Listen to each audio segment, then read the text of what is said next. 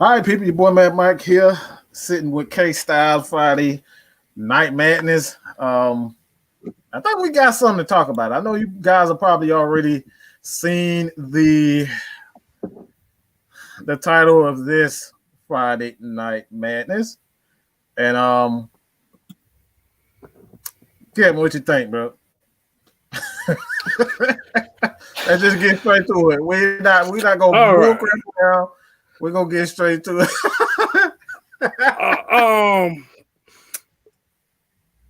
Mel Kiper Jr. I seen this shit on First Take a couple days ago. Why in the blue hell do we need to trade up? Why?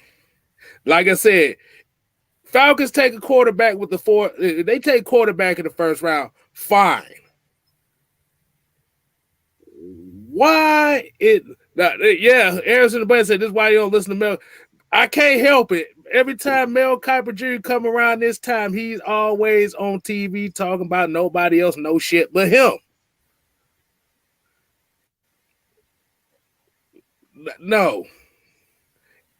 Because if you trade up to that second overall pick, that means your second and third round is pretty much gone. We need assets and we need starters.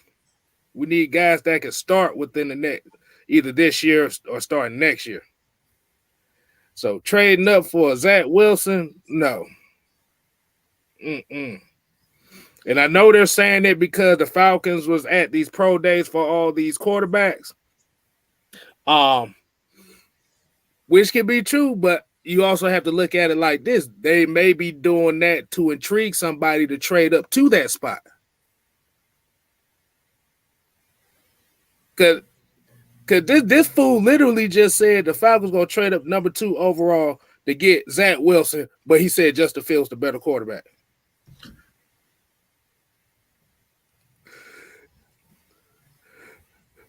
The last time y'all heard any of this stuff was the whole Mitchell Trubisky draft. This is going down the same guideline.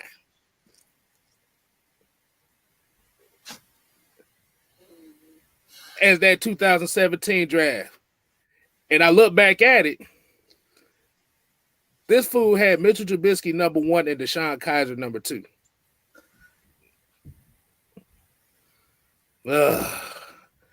Yeah, that's why I said I warned everybody right before the last month and a half that everybody was gonna fall in love with this motherfucker Zach Wilson.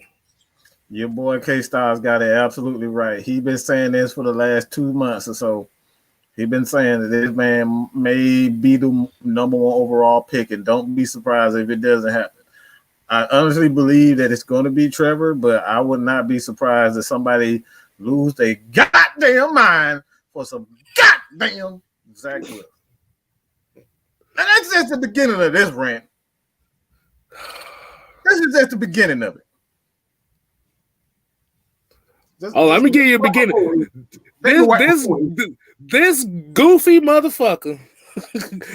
I'm sorry. This is the Friday Night Madness. I ain't trying to do all the cussing like that, but I ain't got my Zen B's on. I ain't got my Zen B's on. So this goofy motherfucker had the audacity to say that the reason why he did that was because the Jets needed to upgrade their skill players. Motherfucker, we do too. No!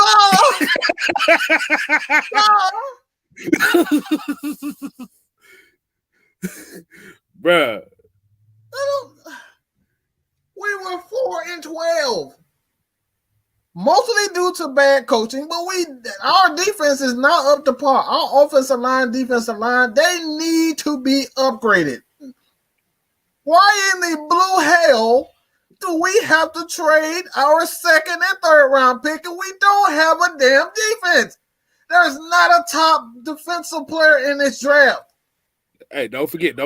It might be the second and third round pick, plus next year's first round pick. Oh my God! Oh Jesus! Oh my God! I just don't. I'm about to say for all the people that want to draft a quarterback, are you willing to draft up the number 2 to get that quarterback and lose all those assets for the next couple years? Or do you want to get your quarterback at 4 and still build on what we have here to ease the tension? Like I said, quarterbacks, it's like a 40% chance you're going to find a successful quarterback in the draft, especially if you draft one. But damn it, I am not trading up to no number 2 for no motherfucking quarterback. Have you seen this sloopy foot motherfucker? Like, have y'all actually seen the damn video of him? Go watch him. He's not very fast.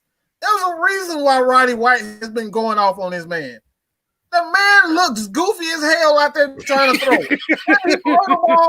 Can he throw the ball a long way and accurate at times? Absolutely. Does he have talent? Absolutely.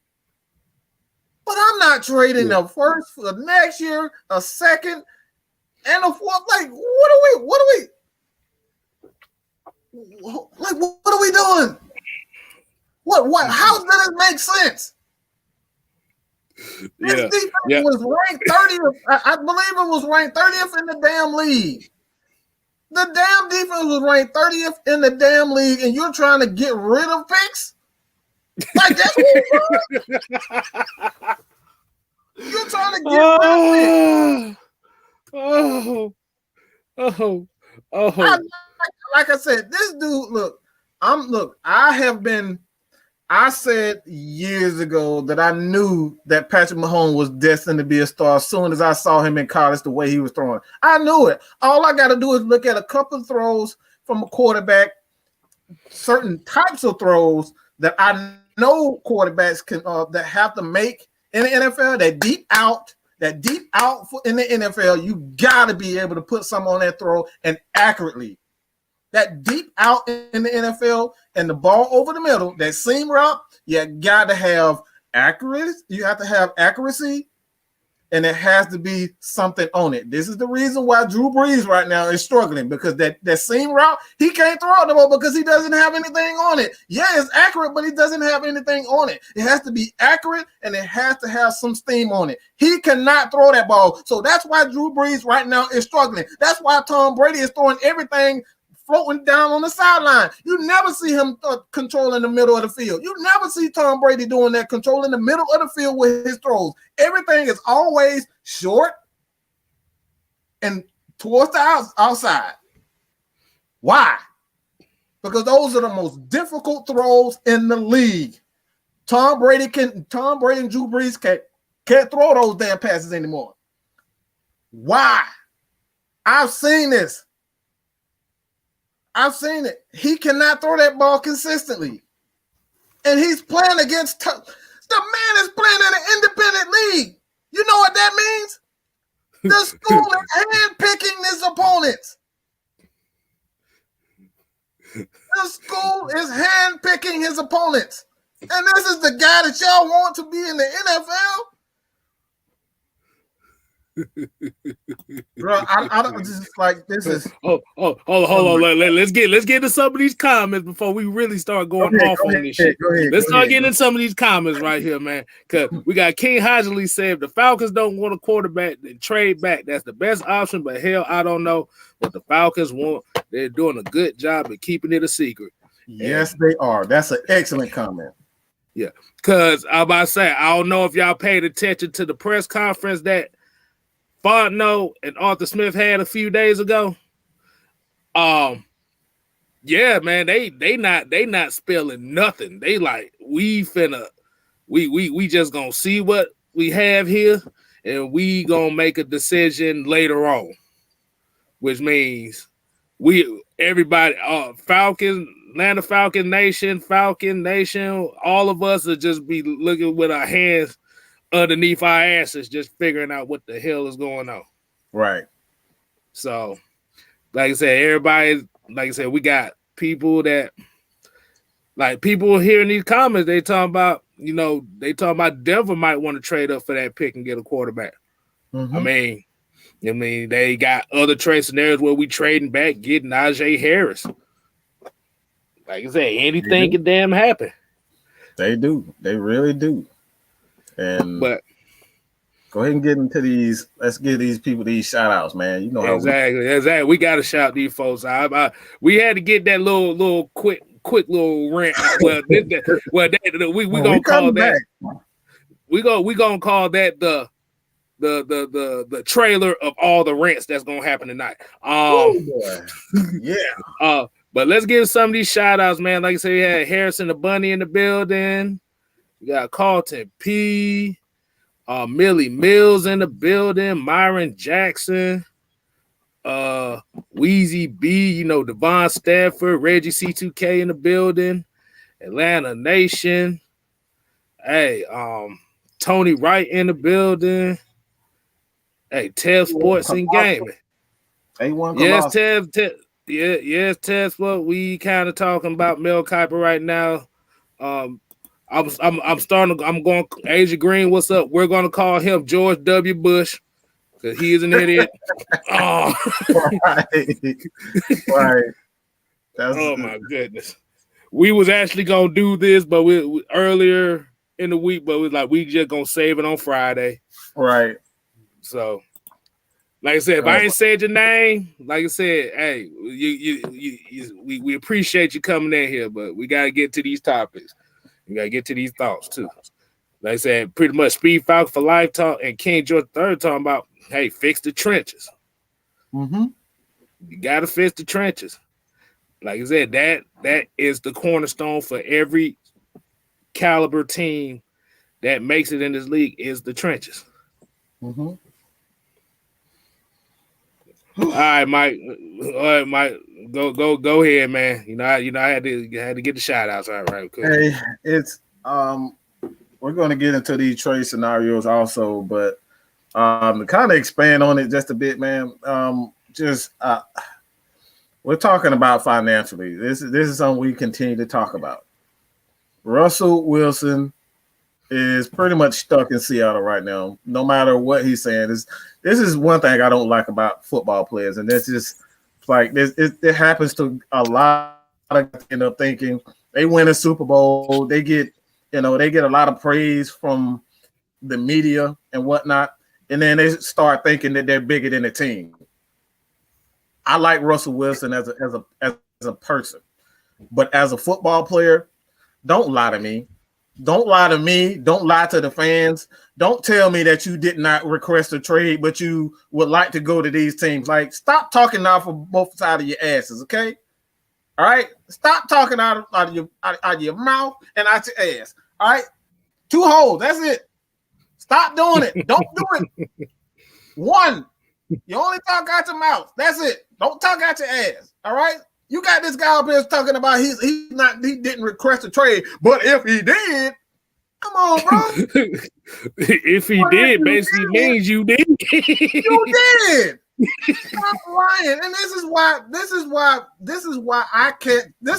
I have so much love and respect for Matt Ryan and Julio. You don't see this type of crap. You got these Falcon fans that won't let go of 1960. They won't let go of 1970. They won't let go of 2000, Michael Vick. But guess what? Matt Ryan and Julio Jones, they strap up. They put their shoulder pads on. They put their helmet on. They put the cleats on. And they come to work every damn day. Even when the damn fans are against them, the media's against them. Guess what? These guys still come up and they still look. I play for the Falcons right now. I'm not demanding a trade. You don't see us with these guys, but you got guys like Russell Wilson, and I know a lot of people probably in the comments right now. I'm not even looking at the comments, but they probably in the comments. Well, man, Russell, man, they sorry, man. You should. Why is it always they sorry with Russell? Why they always gotta get weapons for Russell, but y'all don't want to keep that same energy for Matt Ryan? Make it make sense. Make it make sense. It make sense, bro.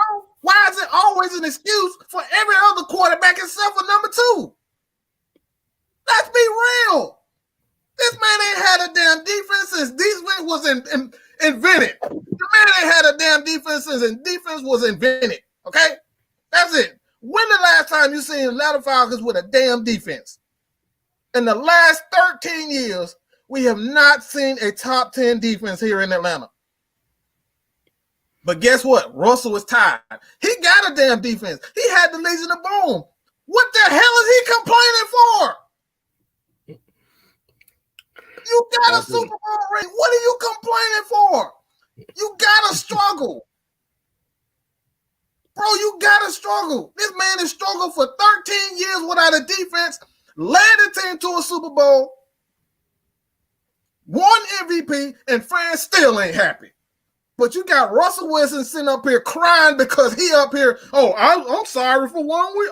We're sorry for 1 year. We didn't make it too far in the playoffs. What you crying for? You got to go through something. Like seriously, bro, we got some ungrateful ass quarterbacks in this league. Ungrateful ass quarterbacks. And the biggest one is number 12 in Tampa, who formerly in New England. He's the biggest ungrateful son of a bitch I ever seen. That's all I got to say, man. This is real Friday Night Madness for me. Oh, because I was about to say, you talk about Tom Brady. I actually just looked up something on my phone about top 10 defenses Tom Brady has had. 19 years as a starter, 16 times he's had a top 10 defense. Bam!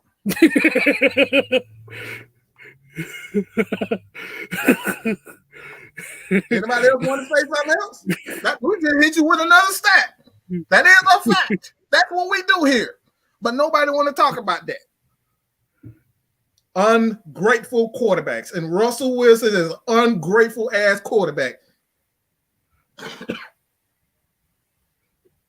My voice is getting raspy. All right. Let me get my bougie straw out.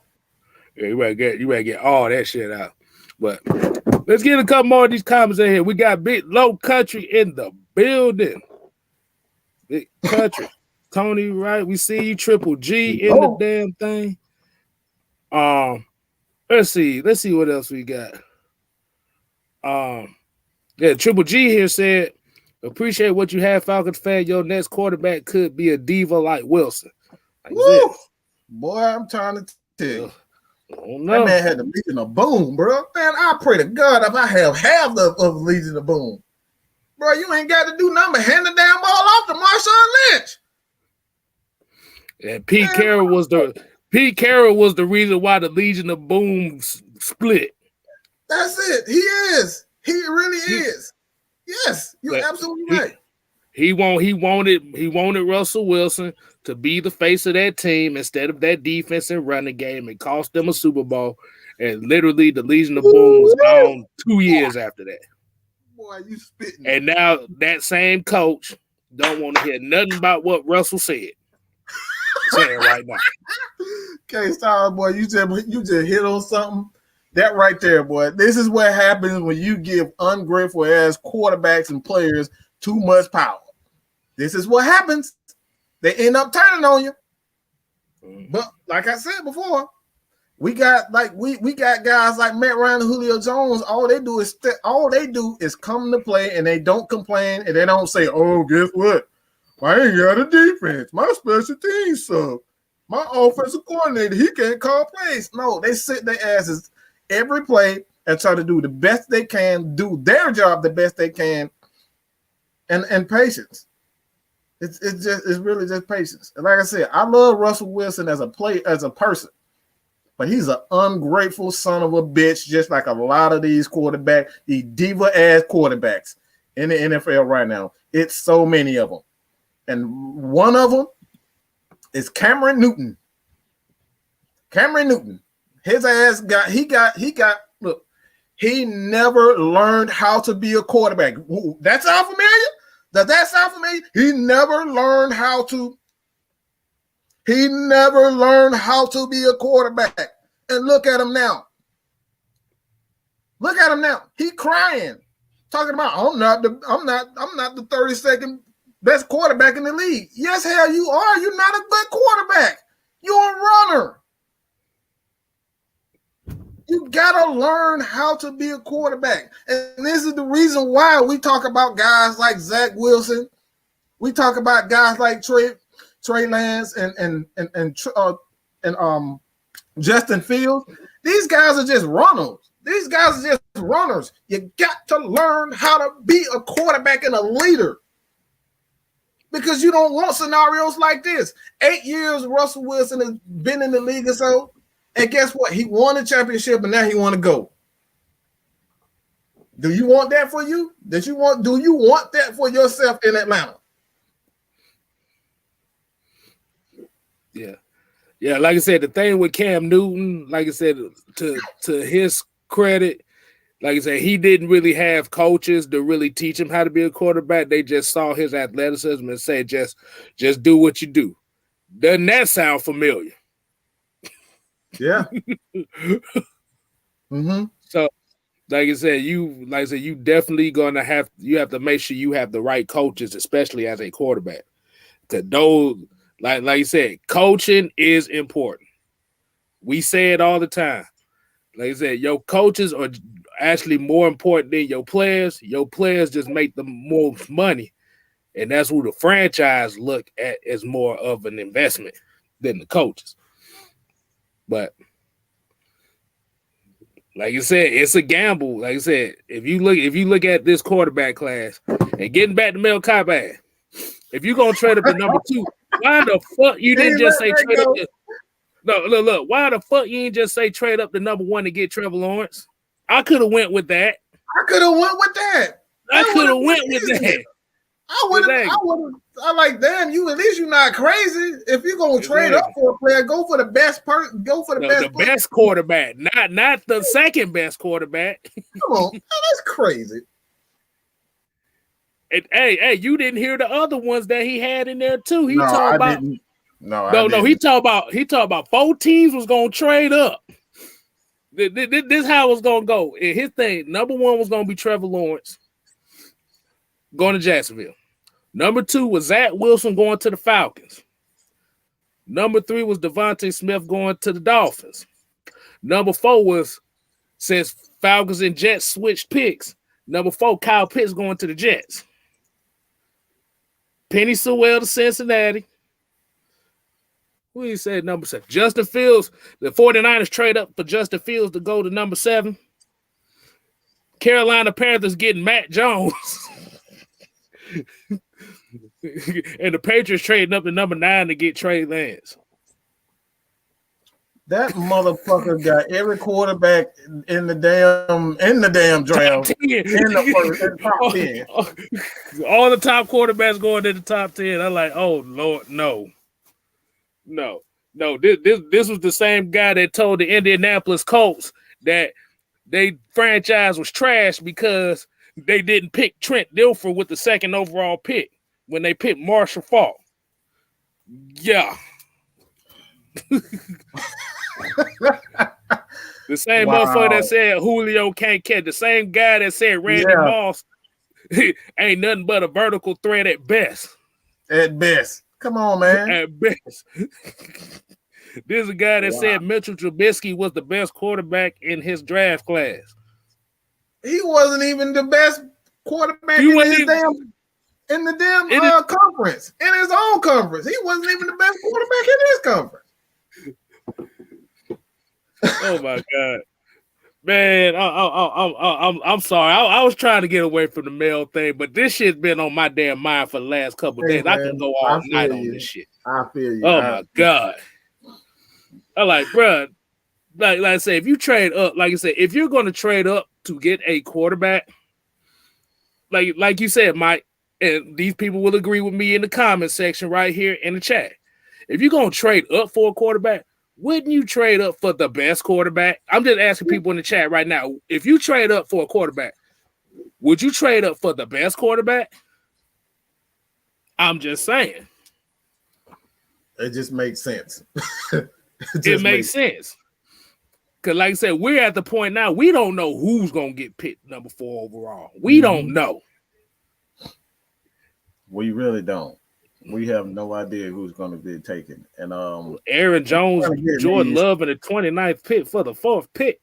Yeah, that's the trade scenarios that that Magnus saw that's just circling around the NFL, and this is something that he saw, and it's just a lot of stuff just don't make any damn sense. Like, we're talking about Aaron Jones, man, Jordan Love, like.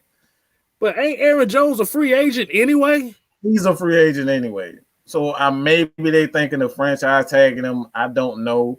But these are scenarios that he saw. And I'm already looking at this and I'm like, bro, have you lost your damn mind? Like, I don't want an old beat up running back.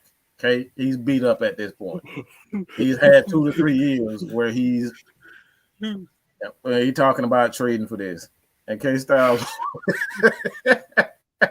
I'm just laughing. I'm laughing at the scenario already. Aaron Jones is a free agent. You got a quarterback, though. You got a quarterback, but damn. He black. He can run. Okay, but still, you got a free agent running back in this deal. Come on, man. In the 29th pick. Oh my God. Come on, you gotta make it make more sense than that, bro. You gotta make it more sense. And here's another one right here. Here's another trade scenario right here. For the 4th pick. Now I would do that. I'm not even gonna lie, I would do that. Only because Quentin Nelson is a beast. And he will fill the one spot on the offensive line that we need. Yeah. I would do that one. Quentin Nelson in the 21st and swap picks for the 21st pick. Hell yeah, I'll do that. But Indianapolis ain't finna let that go. No, especially when they just. I mean, y'all just they just had a quarterback had to retire because their offensive line couldn't keep him healthy. So I don't see this happening. If they did, they would be crazy as hell to do it. But hey, man, if this was a real trade, I would not hesitate because Quentin Nelson is an absolute beast. That dude is a monster, man. He's a damn problem up front. So that trade scenario is something that I would do, man. We're gonna get into this one, and then we're gonna get into the questions, the Q&A session. That's what we do best, man. But here it is. You know what that means? You know what this is? Ain't this what Arthur Smith said about these 3 guys that stood out? Yeah, that stood out. Mm-hmm. What do you think this means? This is just for the offense, just offense's sake. Because I know a lot of people, there's a lot of speculation on, oh, he didn't say this person, or he didn't say that person. What does this mean to you? Well, what it means is he's looking at Calvin Ridley and Chris Lindstrom as the future for this team. That's how he's looking at it. Now, he's looking at Ridley because Ridley is a good route runner. Mm-hmm. He's productive. But he's going to pay close attention to him because his skill set is not the type of receiver that he's used to. Exactly. So he's going to pay attention to him. He's going to try to see where his mindset is as far as adjusting his style. Like I said, Lindstrom is right now the anchor of that offensive line. Well, the interior of the offensive line right now until Matt Hennessy get up to speed a little bit more. And Matt Ryan is more so the veteran quarterback that has been successful in this league. Like you said, he's been an MVP.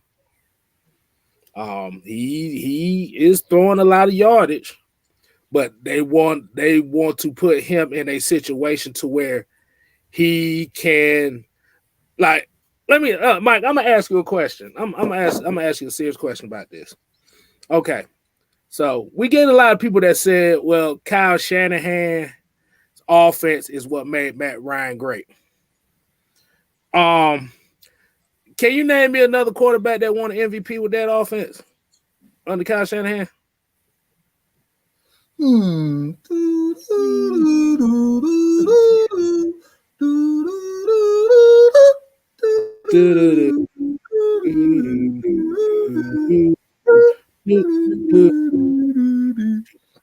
look at that offensive coordinator.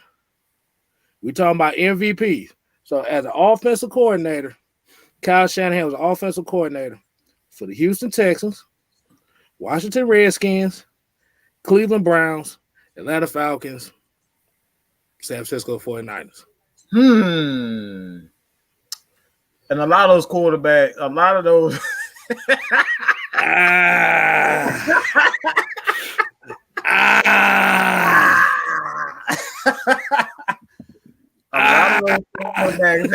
A lot of those quarterbacks that was in his system only last 2 to 3 years. You think about that.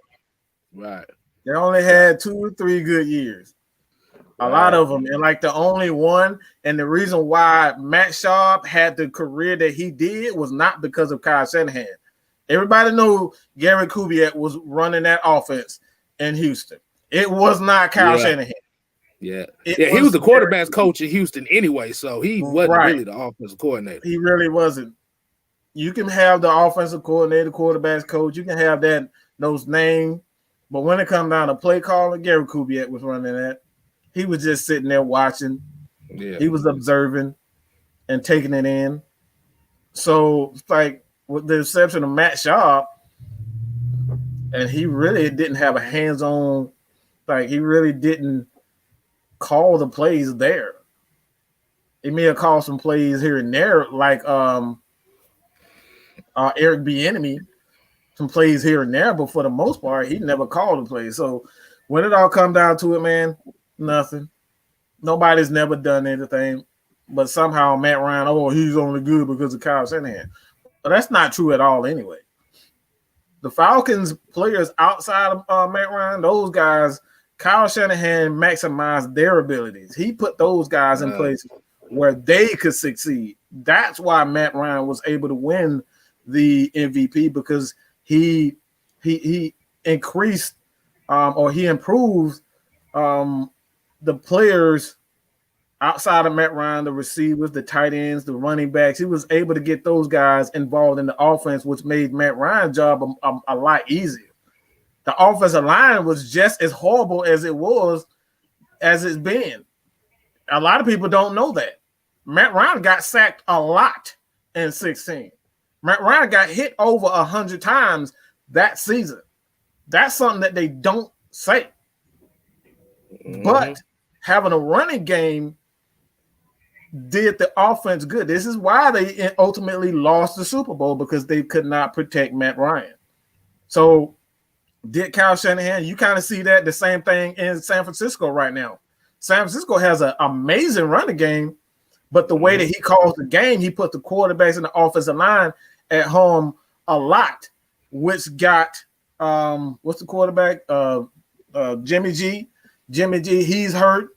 The backup hurt. The damn third string quarterback hurt. All the fucking quarterbacks on San Francisco roster hurt. Go ahead. And they talking about they want to get rid of Jimmy G as well. They want to keep him, but they want to get rid of him at the same time. I wonder. Come on, man. Okay, hold on. Let me get a couple of these comments. I'll let you finish your thing. Triple G said Matt Ryan had 3 OCs, got 3 OCs, a head coaching job.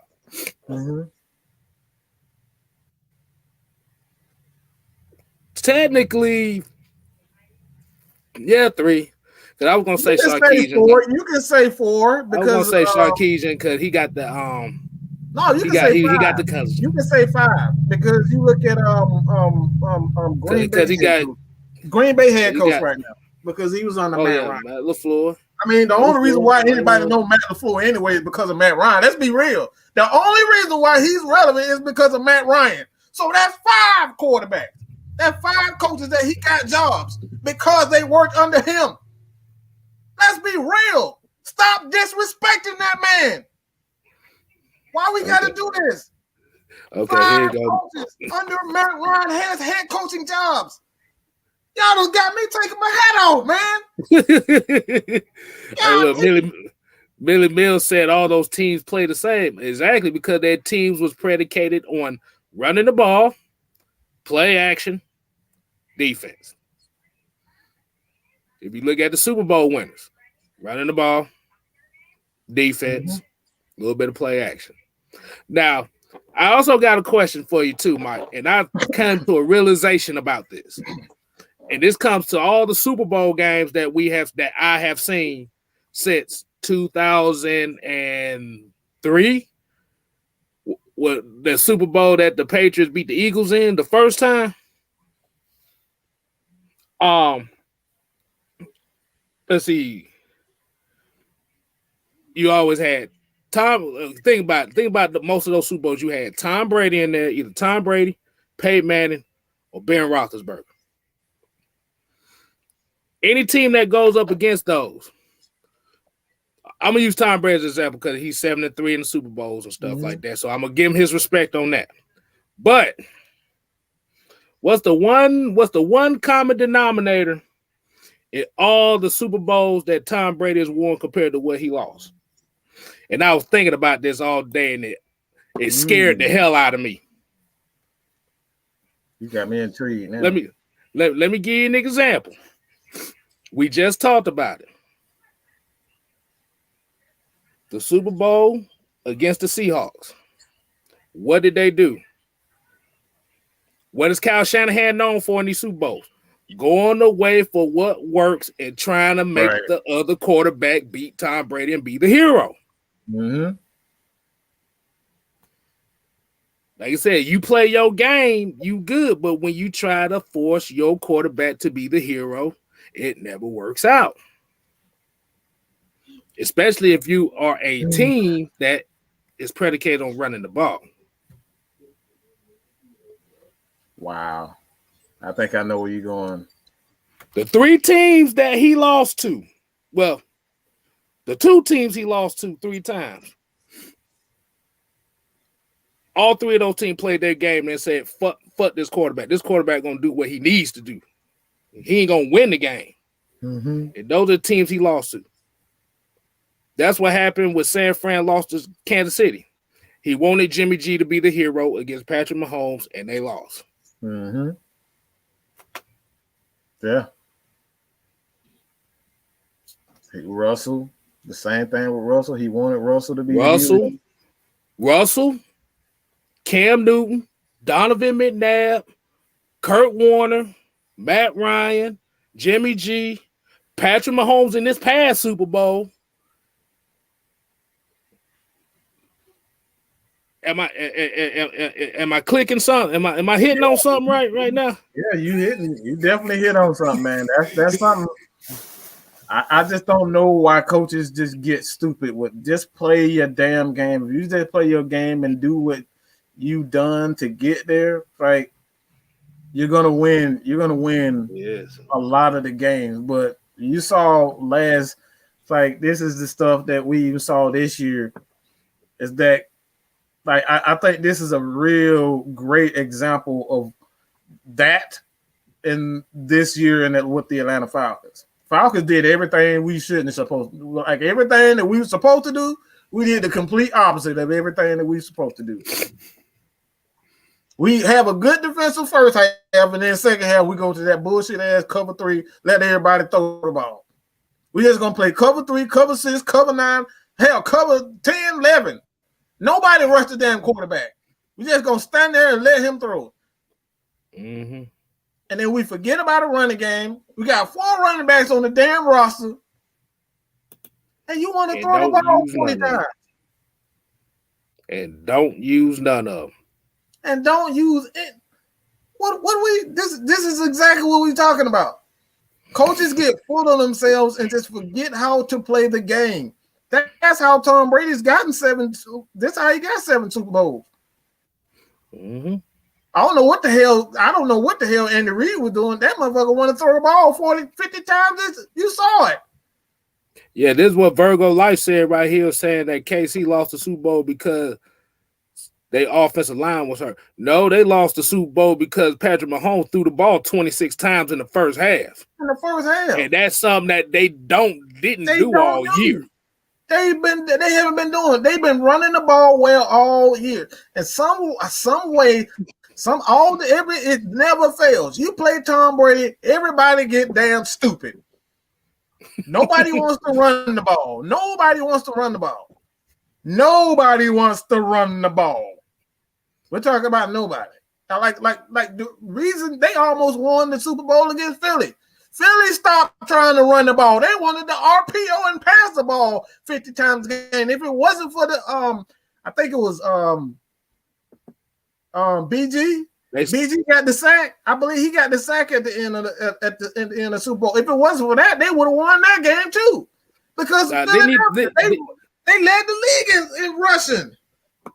Led the league in rushing, led the league in sacks, and was top 10 defense. And what they do? With a backup quarterback. With a backup quarterback. See what I'm saying? They went away from what wins game they went away from because they trying to create a superstar. I don't know what they trying to do. But everybody they want to find the next quarterback to dethrone Tom Brady, but as we all know, and all the elite quarterbacks in NFL history would tell you, you take what the defense gives you. We're not finna force it. Mm-hmm.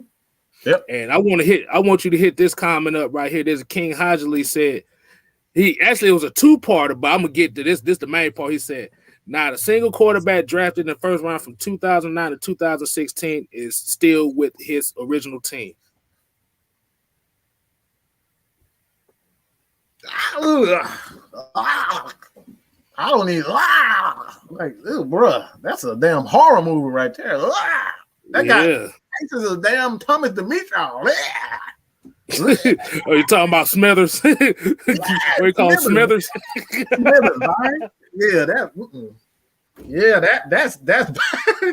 wow. That's Smithers. Hey, guess what? For Atlanta Falcons Nation, we actually have a guest. He wanted to come in right quick. Dan Quinn is in the building. Y'all ready to see Dan Quinn? Dan Quinn is in the building. Oh Lord! Here you go. Here you go. Dan Quinn in the building. Oh man! This motherfucker does look like Dan Quinn, bro. I'm not even gonna lie, bro. I just want to throw that out there right quick. Oh, that's why I call him Gilbert for a reason. Bro, hey man. These motherfuckers is dying laughing off of that now. Tony Pham said that was a mean ass uppercut.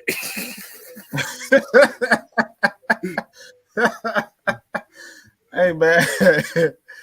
Hey man. Hey y'all. Hold on, hit this comment up here by YMOF Jamal. He said, if they tweak the cap situation right and keep most of our stars and bring in more pieces in the draft and free agency, we will make the playoffs this season, and we got the 8th easiest schedule in 2021. Well, the only way you're gonna do that is you trade down. You gotta trade down. There's no way you can trade up and get the players that you need to succeed, especially with the players that we already released. We're down a free safety. We're down a safety right now, strong safety right now. So we have to trade down in order to make this thing work. And this is something that we keep saying. It's like Falcons just don't have enough money to get to move up or draft a quarterback. Financially, it just doesn't make sense. And this is what we got to continuously hammer through to a lot of people, is that when you draft a quarterback, you'll find out, like, not just a quarterback. When you draft a player in the top 10, what you're doing is essentially saying that guy is financially, I'm not talking about skill set, because everybody know the draft is a crapshoot, but you're saying financially that this guy is going to lead our offense, defense. He's going to be the guy that's going to make the most money for our defense. So what the Falcons did last year, they financially invested in AJ Terrell. So AJ Terrell is going to get that money. He's going to get every opportunity to be that corner for the Atlanta Falcons. And offensively, whether we like it or not, Caleb McGarry and Chris Lindstrom are the future of this offense. They are, especially when you have an offensive-minded coach like Arthur Smith, who, like, let's be honest, you look at his picks as far as his receivers, he don't really need a lot of big name receivers. This man did it with he did it with Jonnu Smith. He did it with what's the other tight end? I forget his tight end name. Bumblefucks. I don't know his name. Yeah, I forgot his name. Yeah, whatever his damn name is. Whatever his name is. With tight end and AJ Brown, and nothing against AJ. I think he's a terrific talent, but nobody thought AJ was going to be as good as he was coming out. He had talent, but nobody thought he was going to be this. Oh, Madness said Delaney Walker. I didn't even know Delaney Walker was still. That's exactly what I was looking for. I forgot about Delaney Walker. It's been a long time. He's always needed. Like, that's why I say he doesn't need a lot of flashy players in his offense, because his offense isn't flashy. He's gonna smash your ass in the mouth, punch you in the gut, kick you while you're down, bite your fingers, and do the Gilbert uppercut. That's what he gonna do. Hold on. You said the Gilbert uppercut. Let's show him the Gilbert uppercut.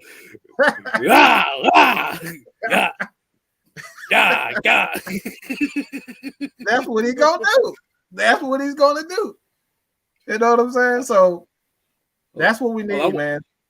Hold on, I want us to hit this one up right here. I'm gonna answer this one first. And tell Retro said, do you believe the Falcons will have the best explosive offense in the NFL? Be honest with you, bro. I don't give a damn about explosive offense no more. I want defensive smash. I want them to smash folks on defense. They ain't got to be explosive. They just need to score in the red zone. We done seen explosive long enough. We need red zone touchdowns, and we need defense. Absolutely. You guys go ahead and hit that subscribe button, man. If you're on Atlanta Falcons Nation, help us get to 1,000. Your boy KStylz, just KStylz. If you search it on YouTube, Miss Maggie T. Like, we got a lot of Atlanta Hawks, Atlanta Braves. My second channel, Mad Mike Network. I'm doing a lot of NFL content over there, not just Atlanta Falcons content. Atlanta Falcons content over here in Atlanta Falcons Nation, but Mad Mike Network.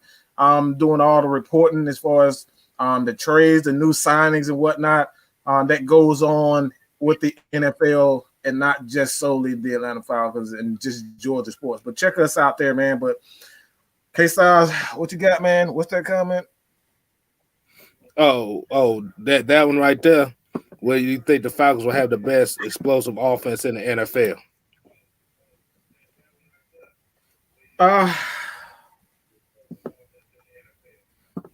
I do. The reason why, if you go check out and I will, as a matter of fact, right now, I'll do that so you guys can check that out later on. But I did a breakdown on Arthur Smith play calling. So what he likes to do and uses in his offense, he loves to involve his tight ends into the offenses. If you know anything about Kyle Shanahan's offense, when Matt Ryan just like Austin Hooper, I think his explosive plays under Kyle Shanahan was a lot. I think he was a rookie that year, so he had a lot of big plays in his first year with Kyle Shanahan. So being that he likes to use his tight ends, and we got a hell of a tight end in Austin Hooper, but Hayden Hurst. Hayden Hurst is that dude right there, athletic. He's athletically gifted. He can catch the ball, and even in a system where he wasn't used properly, the dude still had 6-7 touchdowns.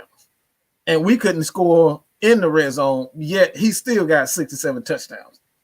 So I think the Falcons offense, especially when they use their tight ends the proper way, bro, you're going to have some problems. Because not only you got Julio on the field, but you got Calvin Ridley. You can't double everybody. You can double Julio and Calvin, but you can't double all three of them. So pick your poison. Hell, think about this. If we still had Farmer Fran on the damn field, Keith Smith would be the third lead receiver on the team. Right. Make you fumble. If you say that dumbass shit ever again, like you're gonna be bad for the channel. Just shut up. What is it? Can't depend on Julio. That's just dumb. We can't depend on Julio. Like, who says something stupid like that? Man, turned 30 years old. Y'all all of a sudden y'all want to give up on him. We're talking about Julio fucking Jones. Have you ever sprained? Have you ever ran? Have you ever played any sport? Have you ever sprained a toe? Have you ever broken a pinky toe? Bro, I broke a pinky toe and I could not move for a month. I couldn't run for a month because I broke a pinky toe. Have you sprained a hamstring? Bro, you can't move your whole right side of your leg. You be walking like this. You be moving like this. Bro, that is not fun. It's not fun at all. He said walk. He said had that penguin walk. He gonna have that Peyton Manning walk. That's what he gonna have. Like, bro, come on. Let's stop the disrespect for Julio, man. Like, nah, bro. I'm just I'm not, it's all good, man. But, like, let's stop the disrespect to Julio. We're talking about guys that have like. Did y'all see Patrick Mahomes in the Super Bowl? Like, the dude was not healthy. He did not look good. He did not look good, and he's young. So every time somebody get hurt, we'll start doubting that they're a good player. Like, what is this? Because he got injured? Russell Wilson always injured. You see how them damn pads he got on? Drew Brees got every damn pad known the man on. Tom Brady look like a goddamn G.I. Joe. He got every pad man on this motherfucker. And y'all talking about Julio Jones hamstring? We need to get running because we can't depend on Julio. Come on, let's stop the disrespect, man. You got to give that man. You got to give Julio. He's probably the most athletically gifted, and not just athletically gifted. This dude is just an athletic freak. He's mentally strongest. He's the mentally strongest wide receiver outside of Jerry Rice that I've ever seen. And I've seen a lot of great receivers. But Julio mentally, you can't even get inside this dude's head. You can't get him to talk. You can't get him to do anything. You can't get him to react. Julio is just Julio, and we sit up here disrespecting Julio. Stop. I'd rather y'all go after damn Matt Ryan and get on Julio. Julio is a perfect damn angel. I want him to marry my damn sister. Julio, please marry my damn sisters, okay? All three of them motherfuckers. Marry all of them. He's a perfect damn angel. And we up here disrespecting that man like that. Stop. Leave Julio alone, bro. You try to pass your sister off in a harem with Julio Jones, nigga. Really? They see y'all. You made me say it, there.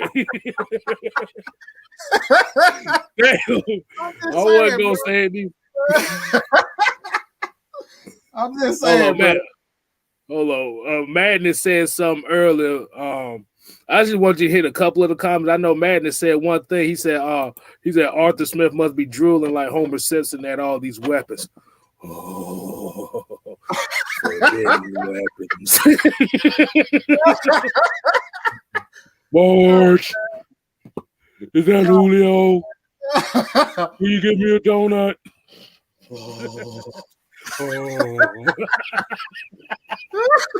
Oh my God. Oh man. Oh, hold on. Hit this one up. This is wifey talk about. Falcons need to be a problem again. It's been long overdue, damn it.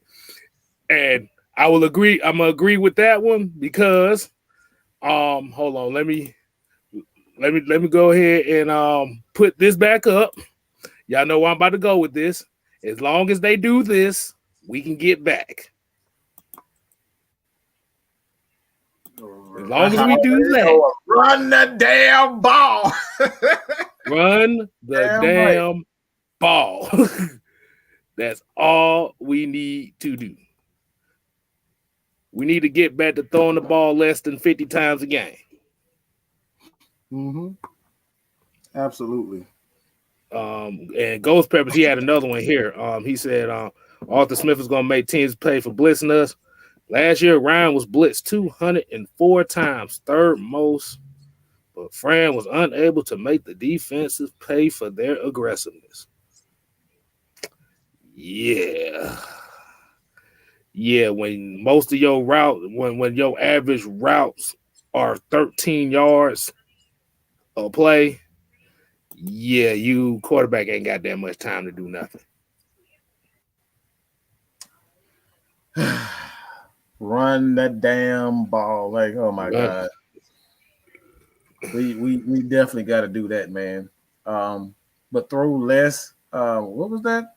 Somebody said throw less to who? Oh, let me see that again. Where is it? What make you fumble. What did he say? I see it. Throw the ball less with Ridley and Julio on the field. Y'all talking to? Well, hold on. I wanna kind of iterate on this one. Only like I said, this comment is like, I'm not disrespecting you, but there's a lot of people in here that say Matt Ryan is stat Ryan. So this would be kind of like one of their like fantasy scenarios here, that Matt Ryan only throws the ball 12 times a game. But the thing is, you do not want your quarterbacks getting hit. Because you getting blitzed 204 times, you're going to get hit at least 170 times out of that. Your quarterbacks ain't supposed to be getting hit like that. So it's not so much of throwing it less to them. It's using the running game to prolong all of them. Because if you're throwing the ball 30, 40 times a game, that's more wear and tear you putting on your wide receivers as well as the quarterback. When we say run the damn ball means you let the big uglies in front do their thing. That's what you have them for. That's what they're there for. They're not meant to go backwards. They're meant to go forward. Look, I don't want big boys like that. Just say it like this. I just say it like this, for example. Like if you're in the club and you got 5 big 6'8", 300-pound guys in front of you, do you want those guys going backwards or do you want those guys going forwards? You're in the club now. Everybody trying to get after you. Do you want those guys going backwards or do you want them going forward? Yeah. If you're protecting me from a crowd, I prefer that these guys go forward. I don't want the crowd anywhere near me. I want those guys attacking who's ever trying to get to me. So why would you want guys backing up? And these 6'8", 300-pound guys, why the hell are they going backwards? Nah, bro. You got to be throwing some punches. I want you to sit on them. I want you to do those sumo sit. Now, you remember Yokozuna? Everybody remember Yokozuna? Where he used to sit on the get on the top rope and sit on it. That's what I want them doing. I want them doing that. Bonsai splash. Let's get to this super chat, man. Got Andrew Bato with the $4.99 super chat. $4.99. He says, why does our fan base hate on Julio when he gets hurt? Do people realize what he means to our entire organization? People are honestly stupid. What you guys say about that? Well, this is something that I think differently from a lot of fans. Like, I understand the need for, like, I understand that fans want the great players to be on the field at all times. But when you have guys like Calvin Ridley, Hayden Hurst, there's no need for Julio to be on the field every single play, especially during the offseason. Not offseason, but during the regular season. I want to prolong Julio Jones, not only his career, I want him to play more years and kind of keep him away from taking these big hits. If we can prevent Julio from taking big hits and having to carry the offense himself, 100 catches every season, you know what I'm saying? 1,300 yards every season. Yeah, that look cute to you on the stats. And some of y'all, a lot of you guys, fantasy football league, yeah, that's good for y'all on y'all fantasy football, but these players putting their body on the line every single play. I don't want Julio out there playing all 3 snaps. I really don't. I want Julio to play first down, second down, third down. But when they get the lead, I want Julio to be out. I want you to go to the 3-2 tight end sets with Julio, and you got one receiver out there, and he's just blocking. I don't want Julio out there doing that. Why? Because I want the best Julio in the biggest times. And the biggest time is in fourth quarter and in the playoffs. I want a healthy Julio in the playoffs. This is why when you look at it, the Rams, the reason why they lost the Super Bowl, to be honest, because they didn't have a healthy Todd Gurley. They ran him into the damn ground. This is why you don't see a lot of running backs in the NFL right now. Because like Zeke, you see Zeke is going downhill. They don't ran him to the ground.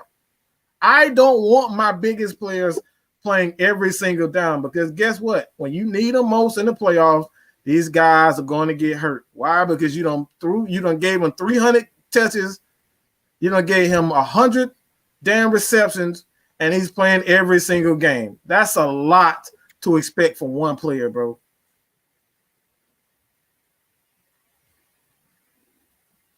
Yeah, because you look at Ezekiel Elliott, I'm looking at his stats right now as far as his rushing attempts in 5 years. This motherfucker got over 1,400 rushing attempts. Come on, bro. That's crazy. That's crazy. That you said 5 years? Since 2016, he has 1,413 rushing attempts. So that's about what? 5 years. Wow, that's about that's over. That's almost 300 carries a damn season. 300 carries a year. That's 300 carries a year. That's a lot. Woo! I didn't know it was that bad. Golly, no wonder. Yeah. That's why a lot of people are now, if you notice, a lot of these offenses now are moving more towards that running back by committee now, because you want to prolong your running back. It's good to have a bell cow, but like Madness said right here, they gave him the Jamal Anderson treatment. Oh, yeah. Man, that's a great comment. You absolutely right about that. Jamal Anderson, like I said, you do not want your running back averaging almost 340 carries a season. Mm-hmm. That's crazy. You don't want that. I did not know Zeke had that many mileage on him. No wonder that was bound to happen. Yeah. Gosh. And 241 receptions. So he has touched the ball. Wow. He has touched the ball over 1,600 times in 5 years. Wow. That is crazy. Damn. Wow. Yeah, man. Yeah, man. It's, like I said, it's ugly out here. It's ugly in these streets. And who the other running back you said too? I'm gonna look that up as well. Who's the other running back they got ran to the door? Who were we just talking about? Not Jamal Anderson. I know it's Michael Turner. We ran Michael Turner to the damn ground. That man had like 300 back to back years like that. Yeah. Like I said, you don't want your running backs taking that kind of pounding like that, bro. Running back committee is how you do it. Mm-hmm. That's why Christian McCaffrey's starting to get hurt now. Whoa! Wow! Are you kidding me? 411 carries in 98. Yep. Crazy. God dang. Yep. That is insane. Yes, that right there is something. Like I said, your running back ain't supposed to have that many hits on his body. Right. That's crazy. Wow. Now you want to look at Christian McCaffrey in 4 years? Yeah. 1,000 touches. 1,000, and we just and his body size is not like a Jamal. Like he got a small frame. So that's, man. Yeah, I'm going running back by committee, bro. I'm not doing that. I'm protecting my players, man. Exactly. I'll take three. I'll take what the 49ers did. They ran 3 or 4 running backs. Like I said, you always had a fresh body in there. Mm-hmm. Like I said, today's NFL, you don't need no 1,500-yard running back no more. Absolutely. You don't need that. Tony Holloway said Joe Biden needs to send our Falcons some COVID relief to help with the cap space. Hey, man. I think we all need it at this point. See if I can say, yes, and Chris McCaffrey, he only played like 3 games this year. Remember that he got over 1,000 touches. And Saquon Barkley, that's another. I think that dude had like 300 catches, 300 rushing attempts, and like 190 catches or something like that. So he had like 400 of them, and his body broke down. So like he may not ever be the same. So gotta be careful with these running backs, and just not just running backs, just these players, man. You start using these guys the way you're using them. Like you gotta have a balanced offense, so you won't put all the pressure on one particular person to carry the load. And that's why I say I don't want Julio Jones. Like Julio is Julio, he's a physical freak, but at the same time, I just don't want Julio playing as much as people want him to play. Like I want to protect him. I want to keep Julio at least, an average person, an average player that can contribute to the team for at least 3 to 5 more years. I don't know about paying him $20 million, but I think Julio just being an average receiver and just being a compliment receiver, he can do that for the next 3 to 4 years easily. But he can't do that. We're trying to throw the ball to him 100 times a damn year. And Saquon Barkley in 3 years already has almost 700 touches. Wow. That is wow. So that's crazy. But let's hit this $4.99 super chat by the Mark Godby. He said the Birds don't trade down in the draft to rebuild the D-line secondary, I will lose my mind. Our cap issues can only afford a Big Mac. Can't even afford that. You gotta go to Wendy's. No, you can't even get that. You can't even afford the Big Mac. We can probably afford a damn a Wendy's junior cheeseburger. Yeah, junior cheeseburger. Right. But hey, and I'm gonna tell a lot of folks here. There's another scenario that might happen in this draft, and I think we've already said it before. Falcons might just trade out this first round in general. You know what? That would be something. I would lose my mind, and I would absolutely be happy about that. So that right there is really investing into your future, because not only you investing into your future, but you're investing into the players that you have right now. And you don't have to spend this crazy amount of money on these guys. Because the pay scale from the first round and the second round, the gap is like this. Mm-hmm. Oh yeah. So, like I said, don't be surprised. And Humble Brando here, I think he's talking about Julio Jones said, so he'll be more like a Larry Fitzgerald role. Yes, I can see that. Mm-hmm. Like What's I said, wrong Larry with Fitzgerald, that? ain't nothing wrong with that. Like I said, if you know Julio is not playing as much, like you said, you don't have to force him to be out there when he's hurt. Like you said, you can prolong him longer. Just the threat of him out there alone opens it up for everybody. Julio knows how the game is.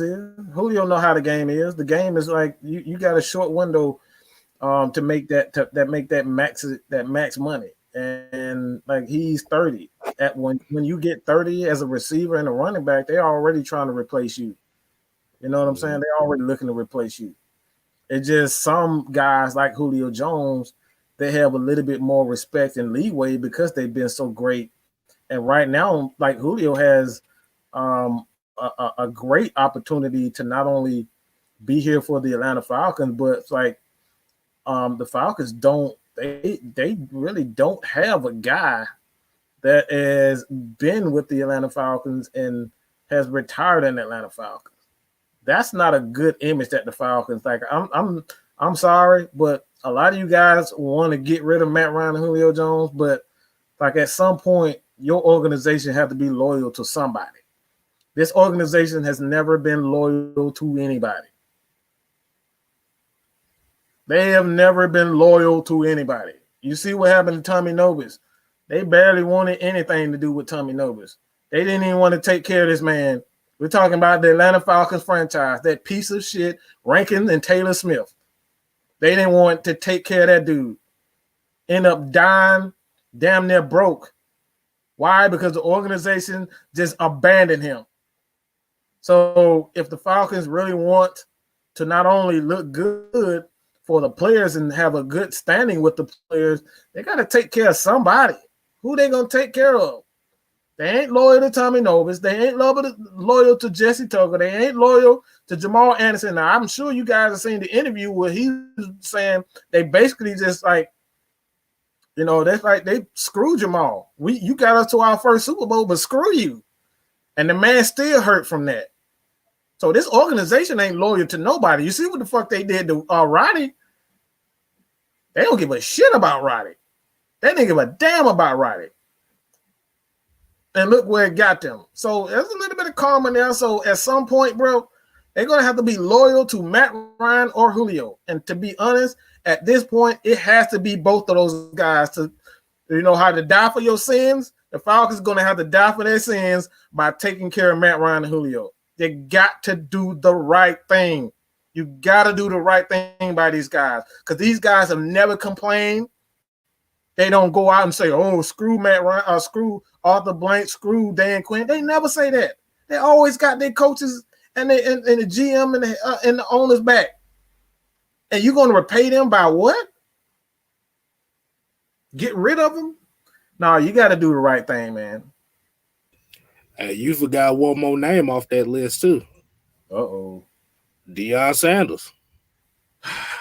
Oh, man, they treated Deion so bad. That right there was disrespectful. If anything was the most disrespectful thing that I've ever seen from a franchise, that's what they did to Deion. This man was a single reason why we even were respectable. That man played offense, defense, special teams, and they let him walk because you didn't want to give him what, $5 million or something like that at the time? I think it was $3.5 million, bro. You didn't want to give him that, and you let him walk. You didn't even try to trade the man. You let him walk, bro. Like, are you serious? Disrespectful. Right. I got a lot, boy. Y'all better get out. Y'all better get a damn man. Shut up with that damn Michael Vick. Michael Vick did his man. Michael Vick's problem was he lied to Arthur Blank. That was his problem. Arthur Blank would have cleared all that shit under the rug. What do we owe Michael Vick? He need to goddamn go buy every dog in America goddamn biscuits, okay? That's what he need to damn do. He need to do right by dogs. All right, that's what he need to damn do. So up here talking about we owe Michael Vick. Go buy my damn dog some puppy chow. That's what the hell he need to do. Hold up. Oh, his ass. Well, Madness hit one of the most perfect questions here that I think every Falcon fan is. I'm gonna put it up on the screen. He said, "Why haven't we retired that number 21?" Disrespectful. Exactly. That's what I'm talking about. That's exactly what we're talking about. That man is the greatest, if not, I think he's the greatest cornerback in the history of the NFL. And we still haven't retired that man jersey. Nah, Arthur Blank wasn't the owner when Dion played. He wasn't. Nah. He was a minority owner. He was just an investor at the time. Yeah. So he became full owner. He became full owner right around when Vic came in. Mm-hmm. Right. Yeah, but yeah, like I said, y'all gotta show appreciation to these players, man. Like I said, I understand if these was, like I said, if we had to deal with playing with Joey Harrington for 13 seasons, I could see that because he's just absolute garbage. Wow. He just absolute garbage. And he did nothing. But like you said, if you got a guy that's kind of that is, like I said, don't miss games. Like I said, Julio, like I said, these are playmakers. Like I said, these are guys that are willing to stay here.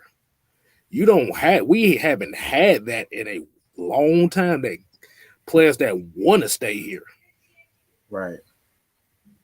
And y'all want to get rid of them just because they not your cup of tea. Hey, big props up to you.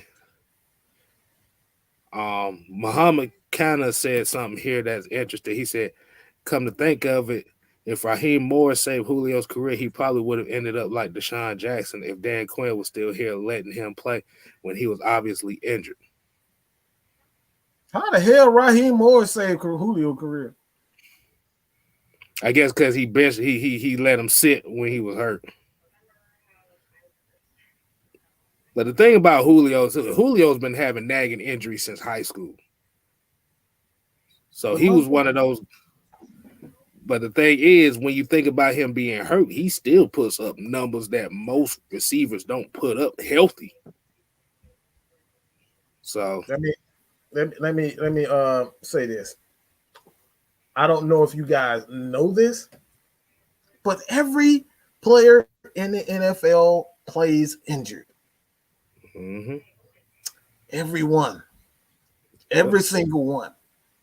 Every player in the league has medical treatment. This is why marijuana has been legalized in the NFL and the NBA. A lot of these treatments are for the players' pain and pain tolerance because of these Valium, these pain pills, these Percocets, and all that type of stuff. This is the reason why they are legalizing marijuana and cannabis, because of this growing problem with pain pills, because these guys are playing NFL games injured. These guys are playing injured. This is why you got issues like, sadly, Vincent Jackson, because they pop pills so much in the NFL, and when they leave, they don't know how to live without those pain pills, because every week they're popping these damn pills to get ready for the NFL, to get ready for a game. So every player in the league, like Antoine Randall, I know a lot of you guys remember Antoine Randall, another one of those players having issues with what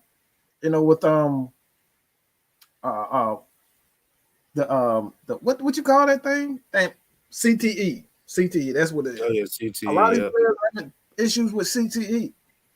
And I don't know if that was the case for Vincent Jackson, but from what I'm hearing, that's exactly it. Because these guys are playing injured, they popping these pills and doing this stuff, man. It's like all these players are playing hurt. So to say that Julio is unreliable because he need to sit or we need to get rid of him, it's like you might as well do that for everybody on the damn on the squad.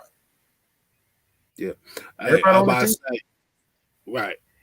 My bad. I ain't mean to interrupt you. But a lot of people don't know CTE, and I'm looking at it right now. Is And most people don't know the meaning of it. Is chronic traumatic epilepsy. Basically means that repeated head trauma that could lead to either death or dementia. I got some homework for everybody tonight. I want them to go. You can look up here on YouTube. Look up Kyle Turley. Look at his story. Oh my God. And he would tell you about what these players go through with these injuries. And how he said that cannabis saved his life. Like I said, Tony Wright said, "Oh, that's a great one." Yes. Madness said Percy Harvin. Hell, Calvin Johnson said he never took none of those things. He said he smoked weed before and after the game. Because like you said, if these players are sitting here taking these Percocets, these fentanyl and Adderall and all this stuff, they become crackheads. They become addicts. And you already have an NFL program that really don't take care of their guys after they leave like that. That's what happened with Vincent Jackson. He didn't have nobody really help him after he retired.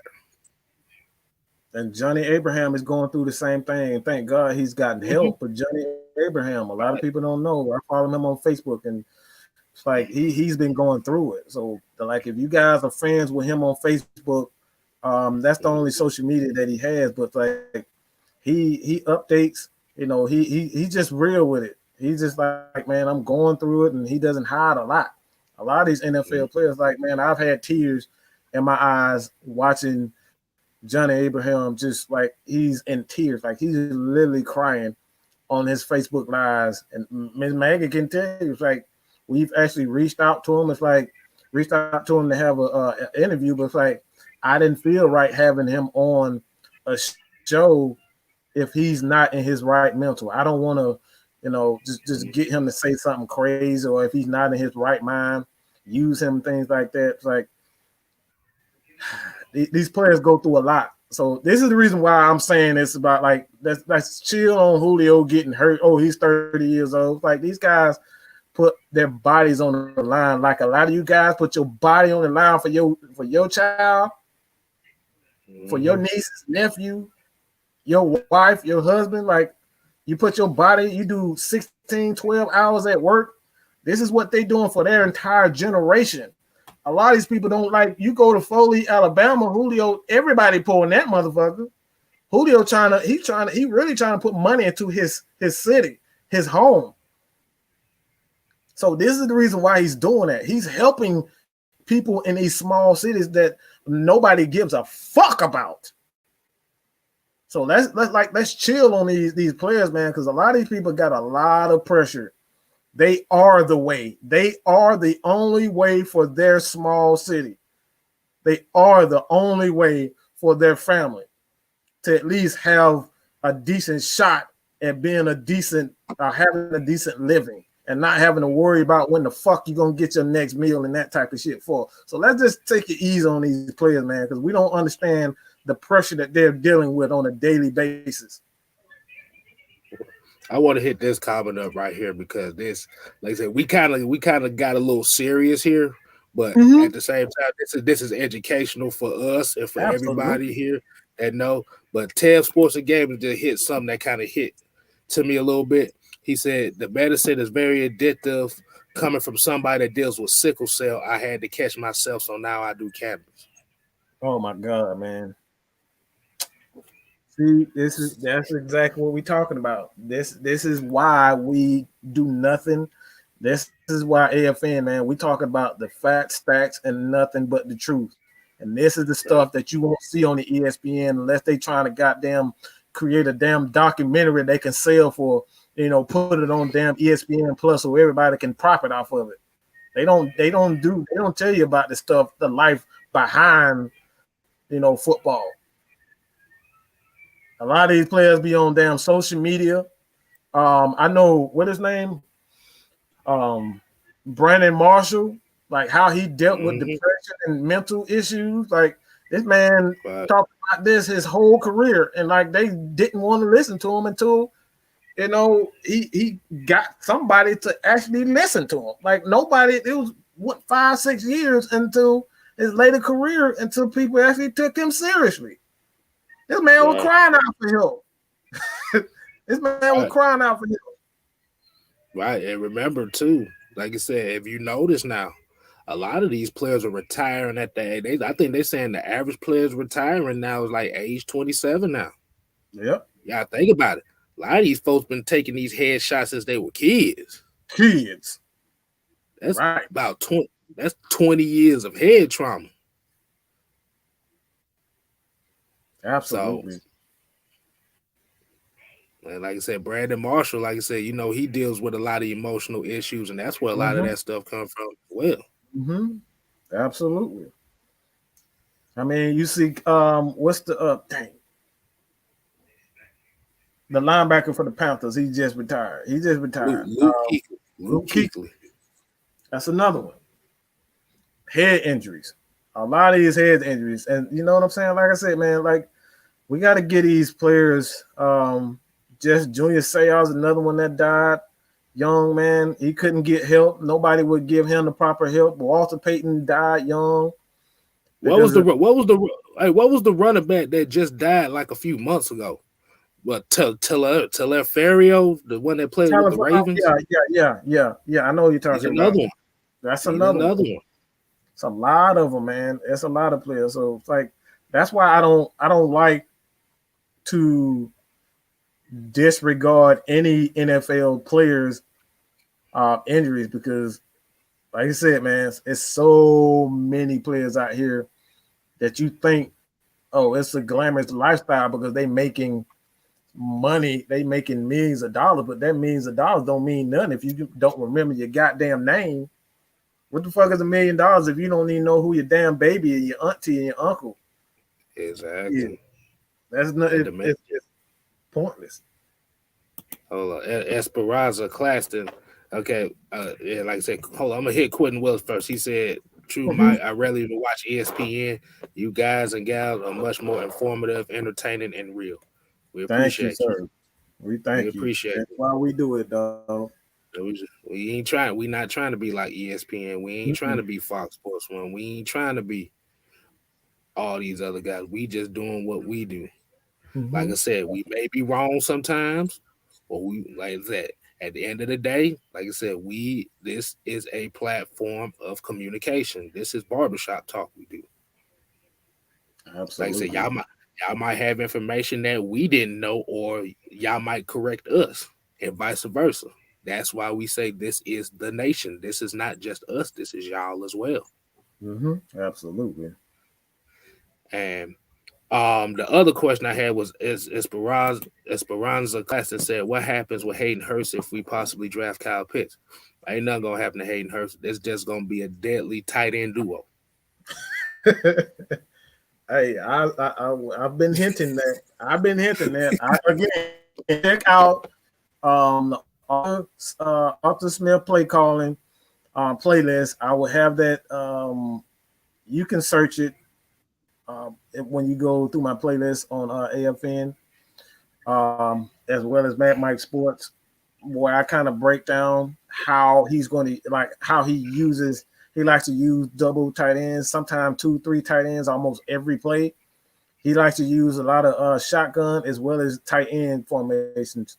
So you're going to see a lot of tight ends. So I'm not saying that we're going to get Kyle Pitts, but if somehow we get Kyle Pitts and you have Hayden Hurst, that's just right up his alley. He knows that's what he wants to do anyway, so he's comfortable with it. So this is the reason why I say this. Like, I'm not just saying we're going to trade Calvin Ridley away. This is the reason why I've said this. Don't be surprised if we trade Calvin Ridley away because he likes to use double tight ends. And if you know anything about the pay scale in the NFL, wide receivers are much more expensive than tight ends. So it's more cost efficient to have 2 tight ends versus a diva receiver And I'm calling him a diva because he runs away from he runs completely away from all contact. That man don't like nothing. He don't like to get hit. He just like to sit there and look pretty. That's what he is. So I think, like I said, I think that'll be a deadly combination, to be honest. What you think, KStylz? Right. Oh man, that'd be, like I said, you talking about prolonging Julio Jones. That would prolong not only Julio Jones, but like I said, that would help that running game a whole lot. I mean, and then technically, if you get a guy like Kyle Pitts, you're technically getting a wide receiver and a tight end. You're getting George Kittle. You're getting that type of tight end out of him. Make sure y'all check out my video that I give my thoughts on Kyle Pitts too. And bruh, this dude is a monster. He's the best athlete in this draft. I'll tell you that much now. I want to get get to this comment. Zay Green says, "Give me Justin Fields." You sound like I said. My question would be to you is, I'm gonna ask him this question. Look, he wasn't here at the beginning, so I'm gonna ask Zay Green this, and I hope he answers this. Did you see Mel Kiper's mock draft? If you want Justin Fields, would you trade up to the number 2 spot to get Justin Fields, or would you sit at 4? I would just ask him that question. I'm gonna let him hit me back on that one. Yeah, because that thing, that, like I said, Mike, what did I tell you? I used one word that I've never used before when I saw that. I was flabbergasted. I ain't never used that word before. Okay, Zay Green said sit at 4. And like I said, if that happens, that happens. We don't know what's gonna happen. Because all the scenarios as far as drafting a quarterback 4th overall, it kind of makes a little sense because you want that insurance policy.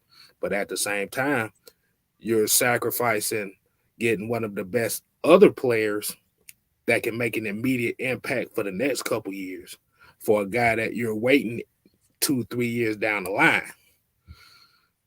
And like I said, if you go the other route, it's vice versa. So that's why I said we not really shitting on the quarterback spot at 4, but you just got to know what sacrifices or what consequences that come behind it as well. See, me personally, I'd rather trade down or trade out the first round, especially with the limited cap space we do have. Let's see. That's why I continuously say that. It's like people don't realize that it's like when you drafting players, you're financially obligated to those players. And oftentimes, especially some of the two on the offensive side of the ball, there are 3 positions that makes a ton of money. That's the left tackle, quarterback, and the receivers.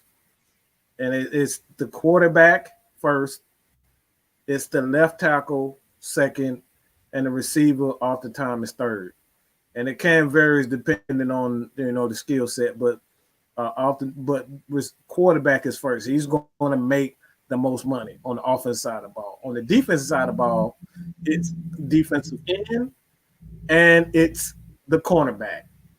And then you got a middle linebacker. And sometimes the linebacker, it varies based on the skill set, but the defensive end and the cornerbacks, they're going to make the most money on the defensive side of the ball. So when you draft those guys, you are essentially saying that this guy is going to make a ton of money. I'm going to give him a ton of freaking money. So am I, as a general manager, when I look at Justin Fields, I'm going to give Justin Fields $120 million for what he does? Hell no. No. I can get a running back. No. I can get Russell Gage. Hell no. I can get Russell Gage to run the goddamn quarterback draw. I don't need him to do that. I don't need a black quarter. I don't need a running quarterback to be. I I can bring back the Wildcat offense. Have Ricky Williams at damn quarterback. We've seen the Chiefs line goddamn Travis Kelce. We've seen Travis Kelce at quarterback running that goddamn quarterback draw. Why the hell do I need Justin Fields to do that? Let's be real, people. You gonna get this man $100 million to run a quarterback draw? Why don't you just get a receiver to do that? That's what we drafting for. We giving that man $100 million because he can run fast and throw it. I seen damn Mohamed Sanu throw a damn deep ball to Julio Jones. I seen Mohamed Sanu run the quarterback draw. He did a damn good job of it. So why we got it? Why, like, this is the stuff that I'm talking about. Why? What's so special about him? What's so special about Justin Fields besides him running and throwing a deep ball? I've seen that already. I'm gonna tell you something, boy. That running quarterback shit is good for the first couple years, man. But if you don't improve as a passer, you're not gonna last long. You're not gonna last long. Like I said, this the same. He said right now Justin Fields is better than Matt Ryan. No. At what? He's got enough. You keep saying that, but at what? At what? Yeah, that's the question. What does he have better than Matt Ryan? What can you name that he's better than Matt Ryan besides running the ball? So like I said, I can get a damn running back and a wide receiver to run the damn ball. I don't need Justin Fields to do that. What is he good at? He said we gave him $150 million. You do realize that market was set by Jimmy Garoppolo. What is he good at? What is Justin Fields good at? Stop worrying about that man money. Why are you worried about his money? Damn, you give me some money. How about you at me right now? Mad Mike Lynn, okay? Mad Mike Lynn 80. Send me damn $50 if you so worried about Matt Ryan money. Send me some money right now. How about that? Everybody that own that man damn pockets talking about, oh, he make $150 million. Why y'all worried about his money? If you got it like that, you send me some money. Send it to me right now. I'll put my cash app right now. If you worried about Matt Ryan money, if money don't mean nothing to you, if you that generous, send me some money right now. Why everybody always in his pockets? Yeah. Did you see the quarterbacks that came right after him? I'm about to say, if you actually look at it, if you had a quarterback after that, we technically be in the same situation regardless. Every one of them. Because you have to remember the market goes up every year. Like I said, if you worried about Matt Ryan got the $150 million, that's because Jimmy Garoppolo got about $140 million on 6 games. And then at that same time, Kirk Cousins got a fully guaranteed contract around that time. So, like I said, if you got a problem with the $150 million that he makes, you need to take it up with the Players Association and why these damn quarterback contracts so damn high. Because the next quarterback we get, you think $150 million is about to be a damn problem. Woo, wait till this motherfucker get up to about $300 million. Because it's getting there. Patrick Mahomes just got, what his contract was? Come on, bro. Yeah. That man just got a $500 million contract. We sit up here crying about Matt Ryan $150 million. Bro, y'all crazy. Y'all done lost y'all damn mind. 150 versus 500 million? Bro, give me that 150 any day. Hey, look at the comment. He said, Keanu don't release me. And then he come with another one and said, name a safety that hits harder than me. I saw it. That's what Megan was talking about. I saw that. I was laughing the whole time. All right, that was a good one. I like that. I like that one. We gotta. He said. Pray you back. He said. He come with the whole other one. He said Julio made Matt Ryan. Julio will make everybody. To be honest with you. I mean, and even if he is, he's Julio. Even if, well, then at the same case, I'm gonna say in that case, that you have to disqualify Joe Montana. Ooh, wow. You have to disqualify Jim Kelly. You can disqualify Peyton Manning. Tom Brady. You have to disqualify. He was made. He got so many damn championship off Bill Belichick and that defense. Yeah. So we gonna do that. We can play that all day. Exactly. So, like I said, hey, you want to have the best receiver that you can have. Hell, Ben Roethlisberger had. Hey, look, we just talked about Matthew Stafford. He had Megatron. Yeah, nobody say anything about that, and he got a borderline. He's a borderline Hall of Famer himself, just on his stats alone. He's a good player. He just he's like Matt Ryan. Ain't never had a good defense ever. They had a good front four, but they secondary and they linebackers was hot. Boy, they had Sue and Dominican Sue, and oh man, they had a nice little front. He said, Tony Pham said, when the last time Matt Ryan had a game-winning drive. Hey, man, he can't keep a goddamn lead. Shit, that's a dumbass question. He can't keep a fucking lead. Every time he goddamn, we can't keep the motherfucker. They give it up the next goddamn drive, or they can't goddamn seal the damn game because they can't. They looking at the damn ball roll on the damn special team. So. Shit, that's a crazy question.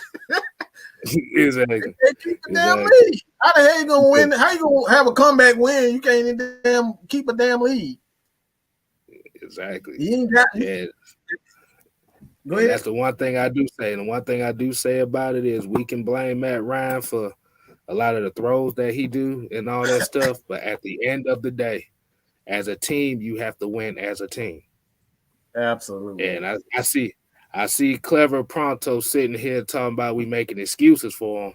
I mean, that's kind of not a new thing that you're saying, because you really, like I said, the proof is in the pudding right there. Like I said, you have to win as a team. Like I said, you got to have everything working for you. Like I said, name a quarterback that has won a Super Bowl with a damn near bottom of the league running game and a bottom of the league defense. It's not too many of them. And they was bottom in the league in turnovers too, and sacks. So, like I said, Matt Ryan's just gonna be here. So you gonna have to accept it. Like you said, if you get the quarterback of the future, that's fine. But just know that he is not gonna play for a couple years, because Matt Ryan is too expensive to move away from, regardless if you trade him or cut him. $30 million, $31 million, where it took. That was an NFL record for the Philadelphia Eagles to get rid of him. That was an NFL record. So next year is going to cost the Falcons about $26 to $29 million to even get rid of him next year. So we're still looking at a huge cap number hit for Matt Ryan, and we like Grady Jarrett. His cap number is going to go up. Deion Jones, his cap number is going to go up. Jake Matthews, his cap number is going to go up. Julio's still going to make $20 million a year. So we still got a lot of players that's going to be making money. So you still you want to do that? I'm not sure if I want to do that. So I want to say this though. I want to say this real quick before we kind of wind things down. If you guys got any more questions, we're going to wind it down short. But there are valid excuses and there are invalid excuses. However you want to say it. You can't say that a man who's never had a defense. We're talking about guys who've never had a defense. This guy's never had a top 5 or top 10 defense. Maybe he had at one time a top 10 defense under Matt Ryan, but outside of that, he's never had that. But we still up here talking about he making too much money. We need to get rid of him. I'll hit that comment up right there. He said, acting like every person who wants a quarterback sooner than later hate Matt Ryan. After next season, Matt Ryan will not be. Of course you do. You don't. Of course you do. Everybody always say that. Look, we get. Look, I'm gonna tell you something about us, man. I'm gonna tell y'all something. This is the realest. This is the realest shit you ever gonna hear. All right, I'm about to quote some Jesus, but I ain't gonna do it. But this is the realest thing we'll ever hear. I'm telling y'all right now, there's nothing you guys have said that we haven't seen. You go to Facebook, okay? Facebook, just do a Facebook group search. It's called Atlanta Falcons Nation. 18,000 people strong in there. This is not the first time that myself, Miss Maggie, KStylz, Magnus, everybody part of AFN, we've seen this question. We've seen everything. We've seen this quote. We've seen this quote so many times. Of course you do. You may not hate the guy, but you don't want him on the team. That's the only reason why you want a quarterback. Nobody wants to replace Tom Brady, but everybody want to replace Matt Ryan. Why is that? The man 43 years old, and y'all still talking about we want to sign Tom Brady. Why is that? Just answer me that question. Somebody answer me that question. Why we want to replace Matt Ryan, who's putting up better numbers than Tom Brady, with less? Tom Brady got a top defense everywhere he goes. Say that stat again. You said that stat again, KStylz, about how many damn top defenses that he had, Tom Brady? Tom Brady, like 13? 16, 6, not well, if you add this year, it's 17 out of 20 years. 17 out of 20 years. This man had a top 10 defense? Top 10 defense. And we're talking about. But everybody go ahead. I would say we also look, and when we're looking at top 10, we're also looking at as far as scoring defense. Mm-hmm. Because there's been times where Tom Brady has had defenses that was ranked damn near last in yardage, but there was always top 3 in scoring defense. Mm-hmm. There is a difference there. That, like I said, if look at this past Super Bowl. Like I said, people say, well, Patrick Mahomes' offensive line was hurt. Patrick Mahomes was hurt. But the play calling in that Super Bowl was so terrible for Kansas City. If you knew your quarterback was hurt and you knew your offensive line was hurt, why are you trying to throw the ball down the field?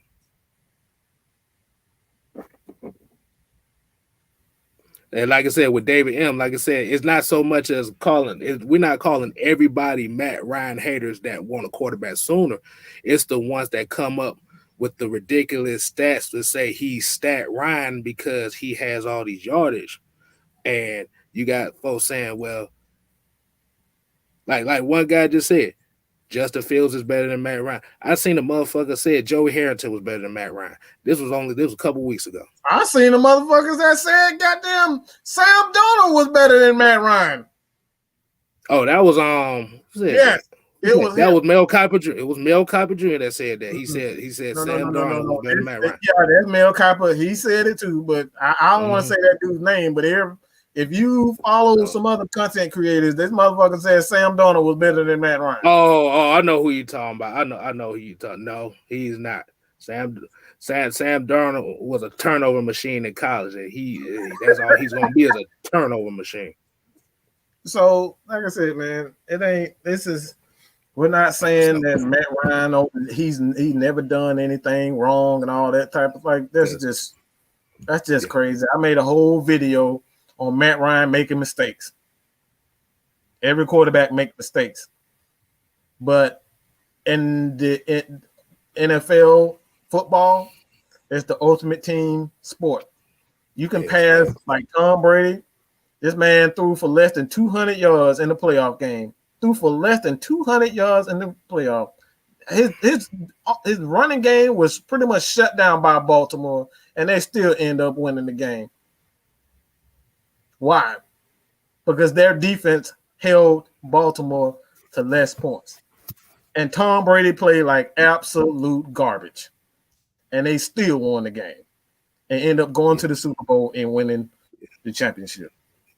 Yeah. But nobody like says I said, right. But like I said, for me, and like I said, there's tendencies in Matt Ryan that we wish that he can improve on as well. Like for me, for example, I wish he was more assertive as far as letting them know this is what I want to do.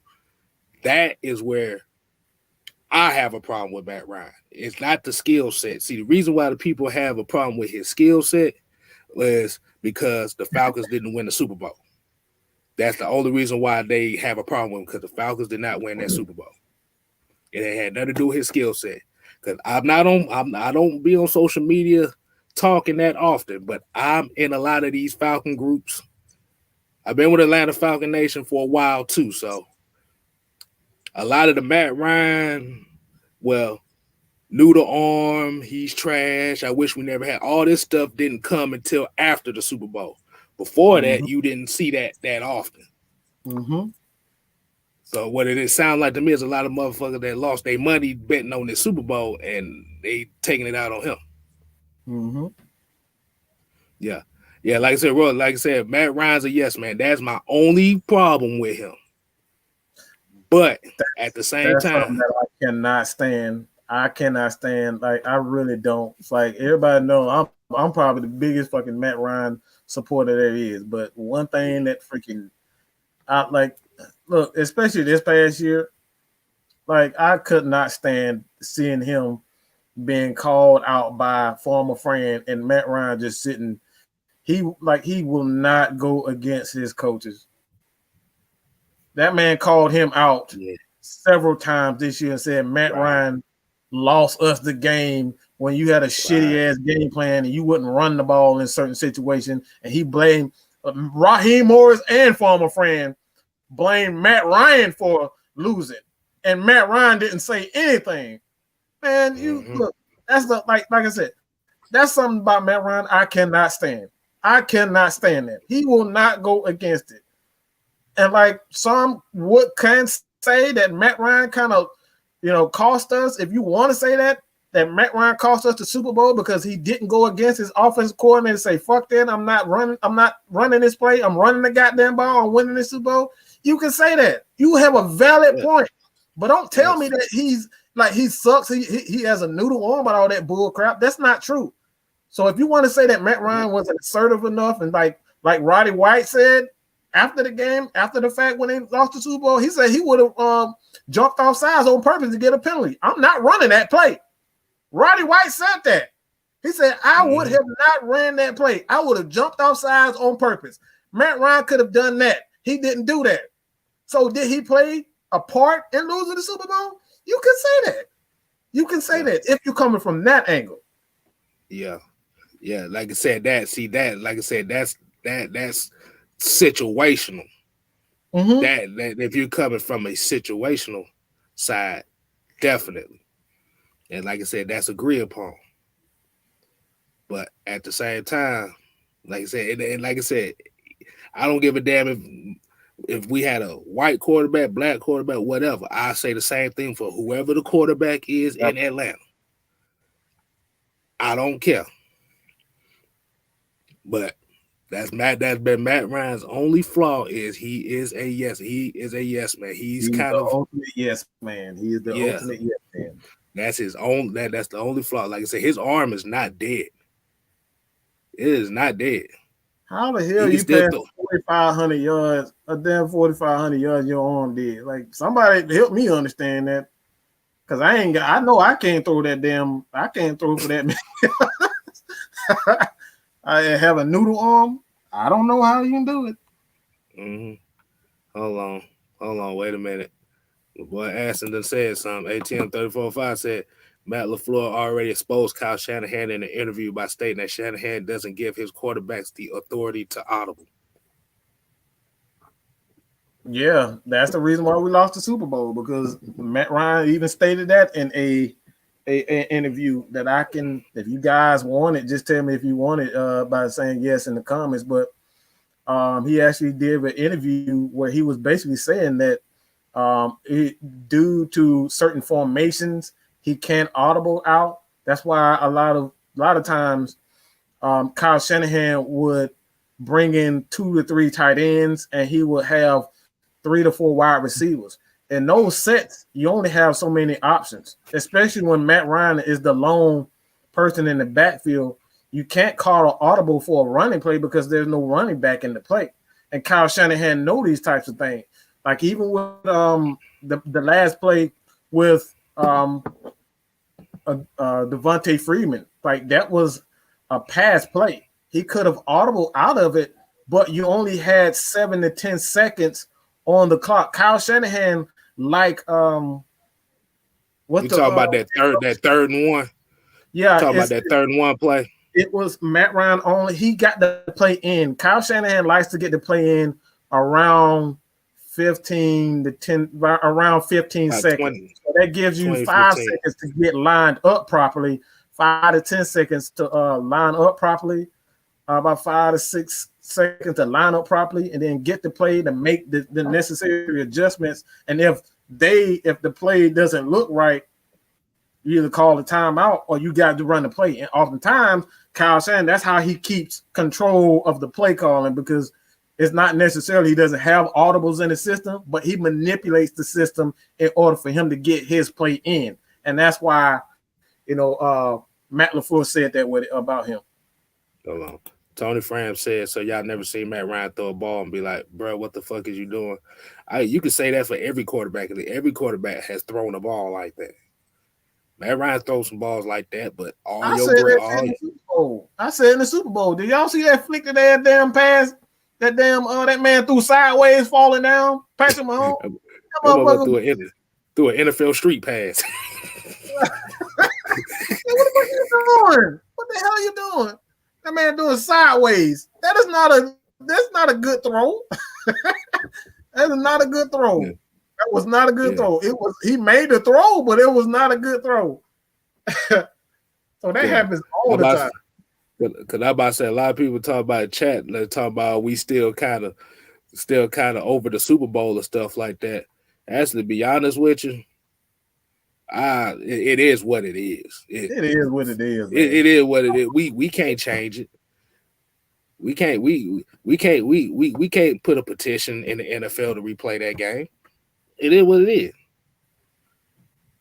Shit happens. Absolutely. I've seen like I said, that was the worst collapse.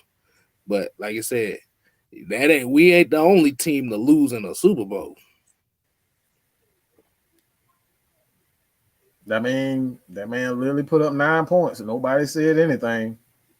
If Matt Ryan put up 9 points in the damn Super Bowl, that motherfucker be on the first thing smoking straight to hell. Because everybody be in his damn house trying to burn that bitch straight to the ground. They will literally try to burn Matt Ryan's house to the ground if he scored 9 points in a Super Bowl. And y'all know it. Man, if he scored 9 points in a Super Bowl, they jumping him on sight. Right. Come on, man. They gonna jump him on sight. Oh, sight, bro. No words. No words. We jumping them. Exactly. It's Asia Green said she's tired of hearing 28-3.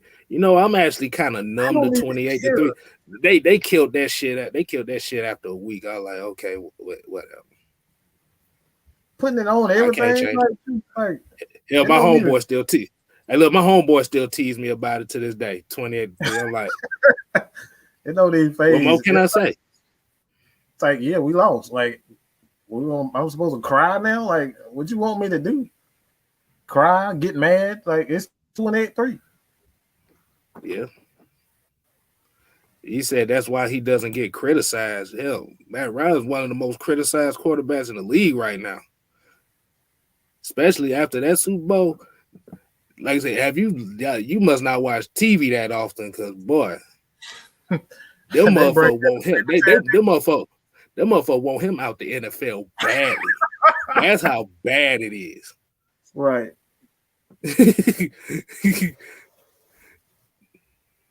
Bro, so, like I said, I didn't watch this. I still have yet to watch the whole Super Bowl. I've yet to watch it. Like I could not watch that. I just can't do it because I get so mad. It's not like I just get mad at Kyle Shanahan, dumbass, and whatever the hell that Dan Quinn was doing with his defense. That like it just pisses me off. It's not like I can't watch it, but I just like all the motherfucker had to do was tell Kyle Shanahan to run the ball. He didn't even do it.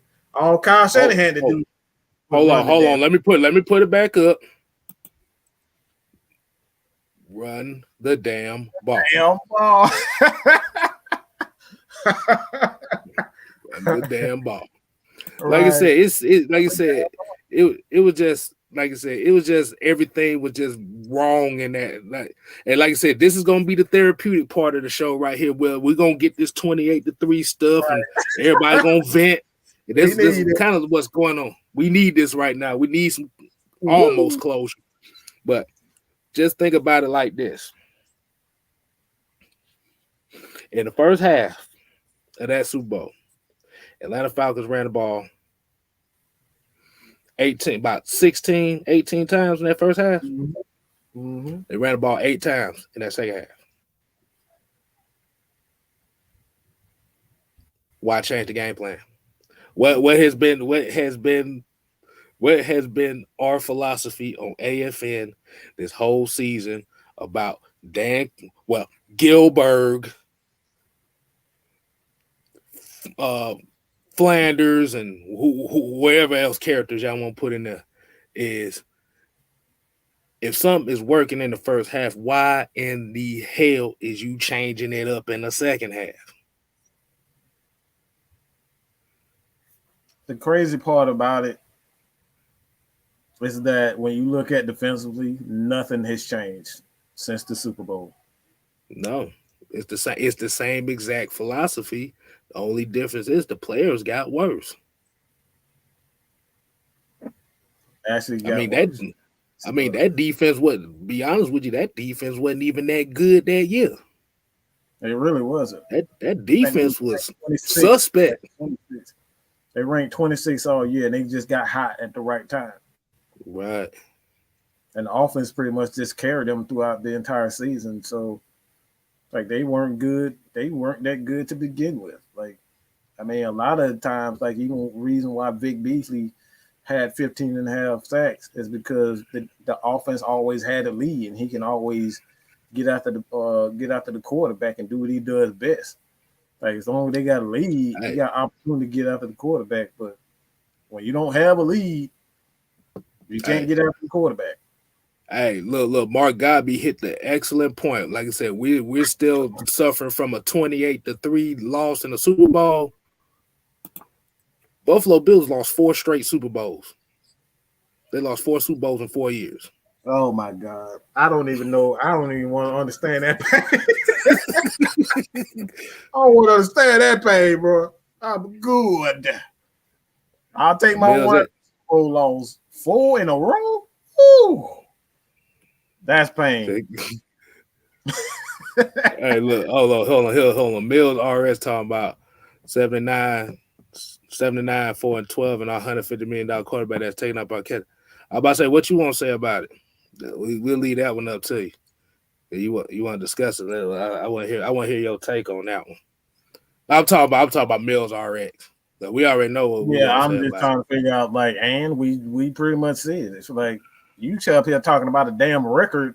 You up here talking about a damn team record versus one player. Y'all don't see the flaw in just that comment. Like, you talk about a team record and a one player, as if he's the only motherfucker playing on the damn field. I think in his case, I think it's his case. It's 22 Matt Ryans on the field. It gotta be. It's 22 Matt Ryans. There's 11 Matt Ryans on both sides of the ball. It gotta be, because I don't understand that. It gotta be. You talking about a team record? What? And you bring up one player if he the only one that playing on the damn field. Like, come on, bro. This ain't damn tennis.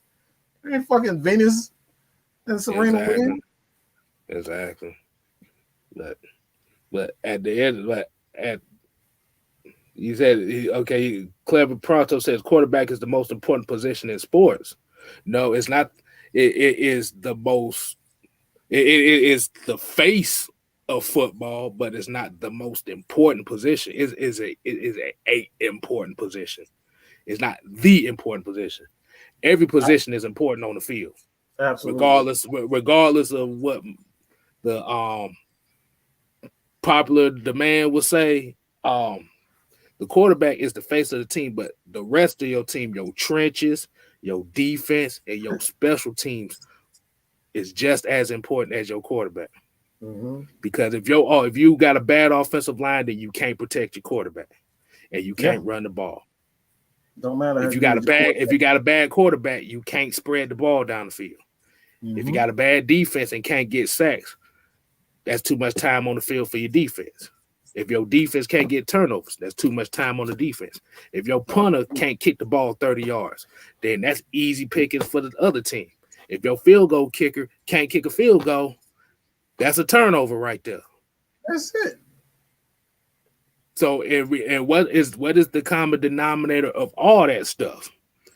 The O-line is the offensive and defensive lines are the most important positions. Absolutely. Man, you just stole my comment. That's exactly what I was about to say. The trenches. So we could say quarterback. We could say quarterback is the money maker of the league, but the offense and defensive line is what makes championship teams. Absolutely. Name a Super Bowl team that did not have a great offensive line or a great defensive line.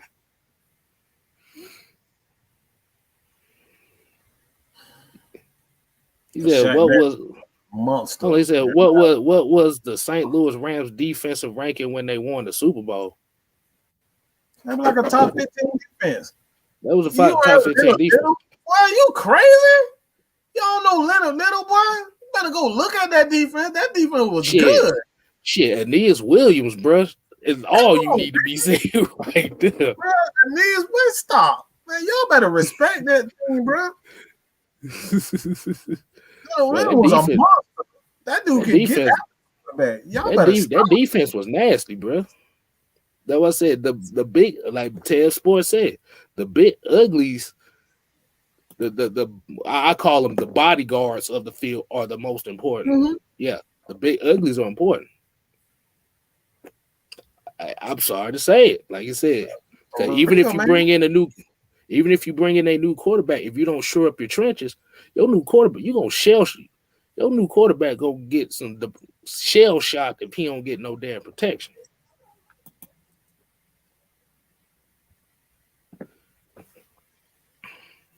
He said, "How many top?" Oh, wait a minute, hold on. I'm glad he asked this because I was just looking at how many top 15 defenses. He said, how many top 15 defenses have Matt Ryan have had? Look it up. 2. 2 in 13 years. 2. 13 years. Everything else been bottom and below that. Everything. And 2. It was barely 2. It was really only 1, but it was 2 because of the they did stop a lot of teams from scoring. Yeah, they did like well to stop Mike Smith. Yeah. But they gave up a lot of yards. They gave up a lot of yards under Mike Smith, but they didn't allow. That's one thing about Mike Smith defenses. They gave up a ton of yards, but they stopped teams from scoring. He said, what was the result of that 1 out of 13, that 1 or 2 out of 13 years? Okay, yeah, you got a 79 out of that. Okay. Remember, Phillip Rivers had the number 1 offense and defense in the same exact year, and they went 7-9. So at the end of the day, you still got to make plays in key situations. Like I said, Matt Ryan needs to make key situational throws as well. Every quarterback misses on those as well. It ain't just him. So the only thing we say is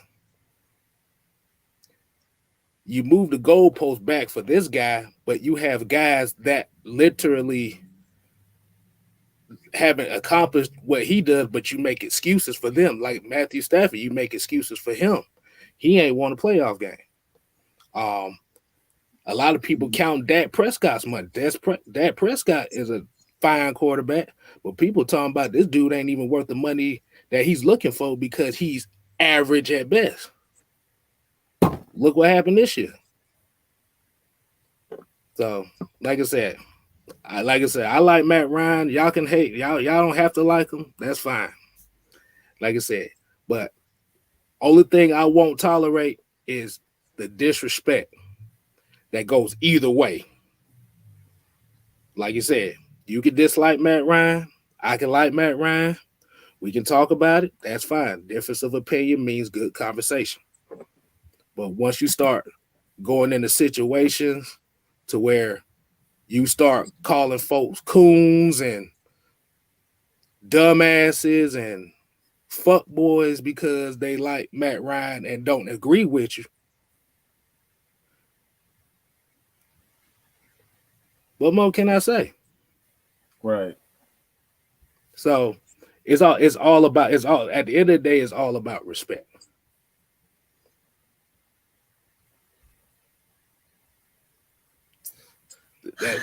That's all we can say. Because like I said, I don't care. It is what it is. But like I said, you can disagree with it. Like I said, you can disagree with us, but just give the respect that you want received. I wish y'all just shut up. Like, I wish you dumbasses just shut up about Matt Ryan. If you're not just gonna say anything just with any valid excuse, like any valid points. It's like, how the fuck you gonna be a killer if your fucking defense is giving up fucking 40 points and giving up every fucking lead that they've ever had? Like, how the fuck you gonna be a killer? The reason why Michael Jordan was a killer because his defense was great. Nobody says anything about that. The Chicago Bulls had one of the greatest defenses of all time, even before they got Dennis Rodman. How did the Warriors win all those championships? Because of Draymond Green, his defense. They got timely stops. This is something that people never talk about. The Warriors played good defense when they needed. They had Andre Iguodala and Draymond Green. Two-time defensive player of the year. He played great defense. And all everybody remembers is Steph Curry and Klay Thompson. But you never say anything about the defense. This is the stuff that I'm talking about. Why do we not pay attention to defense? We always want to worry about, this guy got this offense. He can do this. He scored this amount of points. But where's the defense? That's why LeBron right now, his ass is sitting at 4 and 8 losses in the finals. Why? Because his defense sucks. Let's be real. Their defense sucks. He can't play defense. That's why they lose. So this is what we're talking about. If you're going to come at us with facts, come with the stats. Stop saying, it's excuses. Show me where we are wrong. You can find me anywhere. You can find me on Twitter. You can find me on Instagram. You can personally DM me and I will look. You can show me the stats. I've seen it all. We've seen them all. We just had William McFadden on there. We just had more William McFadden. He's had a personal relationship with the Falcons for the last 4 years. I've seen every stat. If you see Ron Michael on goddamn Twitter, he's showing every stat known to man, every quarterback in the history of the game. I've seen it all. So if you guys can show me where Matt Ryan sucks at any point in his career, at any one thing in his career, please hit me up with a stat. This is a challenge to anyone who does not like Matt Ryan. Hit me up in Instagram, Twitter, it doesn't matter. Hit me up. I guarantee you cannot find anything that states that Matt Ryan sucks. I guarantee you can't. I about to say we might need to have one of them shows where we just gonna have them on there to express their grievances on camera. Oh, they just gonna be stuttering because they ain't gonna have. That's what they're gonna be like because they ain't got nothing. You ain't got nothing. You have nothing to say that man sucks. There's literally nothing. That's why they hate him so much because they ain't got nothing. They don't ran out of ammo. He don't reach the Super Bowl. He don't won MVP when they say he was never gonna do that. He won a playoff game after we got our ass spanked by the Jets, the Giants, and said we got spanked by the Giants. They say, oh, he'll never win a playoff game. He won 2-3 playoff games, beat the number one defense in Seattle. When he did that, he like every time they say he can't do something, he done destroyed it. So you running out of ammo. Lord. Y'all got left at Super Bowl. Hold on, read this comment. Rebels talk about. I think I just had a Jew moment, a Jew Mike moment here. It said, "Treat each other how you want to be treated." Mike just said, "I wish I just shut the hell up." Hey, here your boy go. Your boy came with the Skip Bayless School of Stats. He said, "What is Matt Ryan's completion percentage on 30 yards or more?" Man, what the hell are you talking about? That quarterback in the league got a badass completion percentage of that. Do you know? Do you know the completion percentage of that is always going to be low? It's going to be up and down because of things like air. We're talking about the wind blowing. Holding, you tripping up, you're doing like the completion percentage is always going to be up and down. So like that's, I mean, what are you saying with that? Aaron Rodgers, like he throws a lot of deep balls, and his completion percentage is not that high. So it's like, then they say, because I know the average completion percentage for 30 yards or more is like 33%, 35%, and that's throughout the whole league. Yeah, that's throughout the whole league. Yeah, that's throughout the whole league. So it's not as high as as just a complete completion percentage. Hold on, Mills that says our field goal kicker would always make Pro Bowls because we don't finish drives. 150 million can't finish a drive. Hey, I about to say, I want y'all to go ahead and put a petition. I'm gonna put a petition to Terry Fontenot. We're gonna trade. I'm gonna put a petition to trade Matt Ryan this offseason. We're gonna trade him. We're gonna trade Julio Jones. We're gonna trade Grady Jarrett, Debo. The only player we're gonna have left on the team is Young Wei Koo, and whatever quarterback we draft in the first round. Because like I said, $150 million. Hey, and I said it here. Like I said, there's plays I wish Matt Ryan would make a little bit more consistent. Like I said, that's going into it.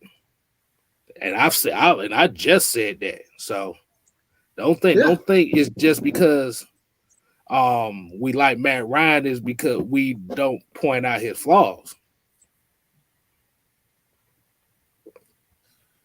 You gotta have a checks and balance here, brother. You gotta have a checks and balance.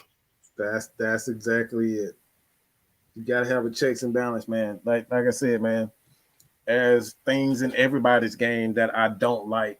That I would rather see Matt Ryan. Honestly, to be honest, if it was my choice for Matt Ryan's game, if I was critique anything with his game, I would like Matt Ryan to stop throwing deep ball because he's so deadly in the intermediate and short ranges to play in a West Coast offense where he doesn't have to throw those deep balls. Like, yeah, he's good, but like from different receivers, it's different timing and like for Julio, like him and Julio, his time on Julio is just not on par. Like there's always like it's perfect for Calvin really, but whenever he tried to throw deep to Julio, it's always something go wrong, and that goes to like different receivers. So like for me, if I would critique anything about Matt Ryan, Julio, his chemistry with Julio as far as the deep ball is always up and down. Right. But like I said, at the end of the day, like I said, you say that for every call, I said. Whole thing we say is, like I said, and I know, like I said, it's people like Matt Ryan, and I know people want the new face. Like I said, eventually it's going to come.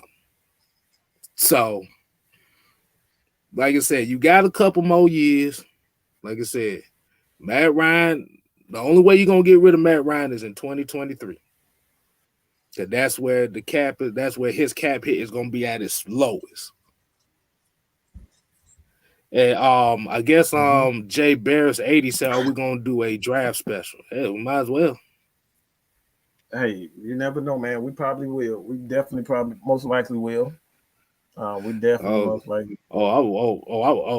We gonna be live. We like I said, case you might get the real KStylz in that damn thing. I might add the little ignorant that night. Oh boy, you get the real K. Y'all. We're gonna be fourth, so we're gonna get to it real quick. we get ignorant real quick. Right.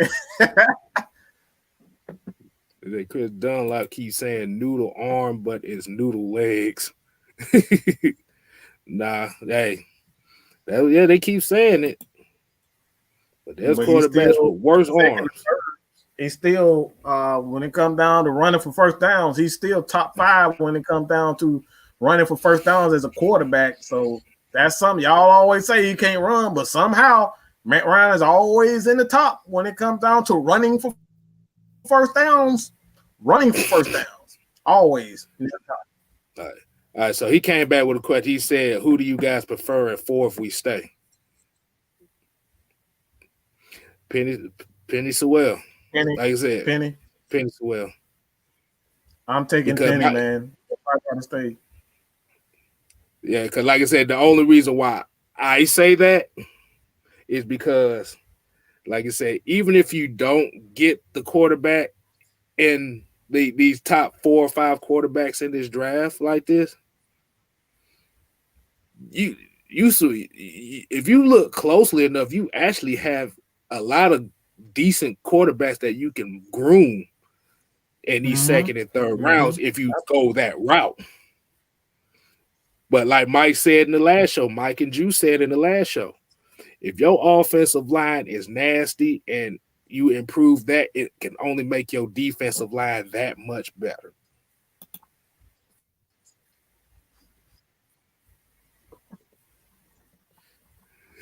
He said, we just drafted 2 linemen in the first round, though.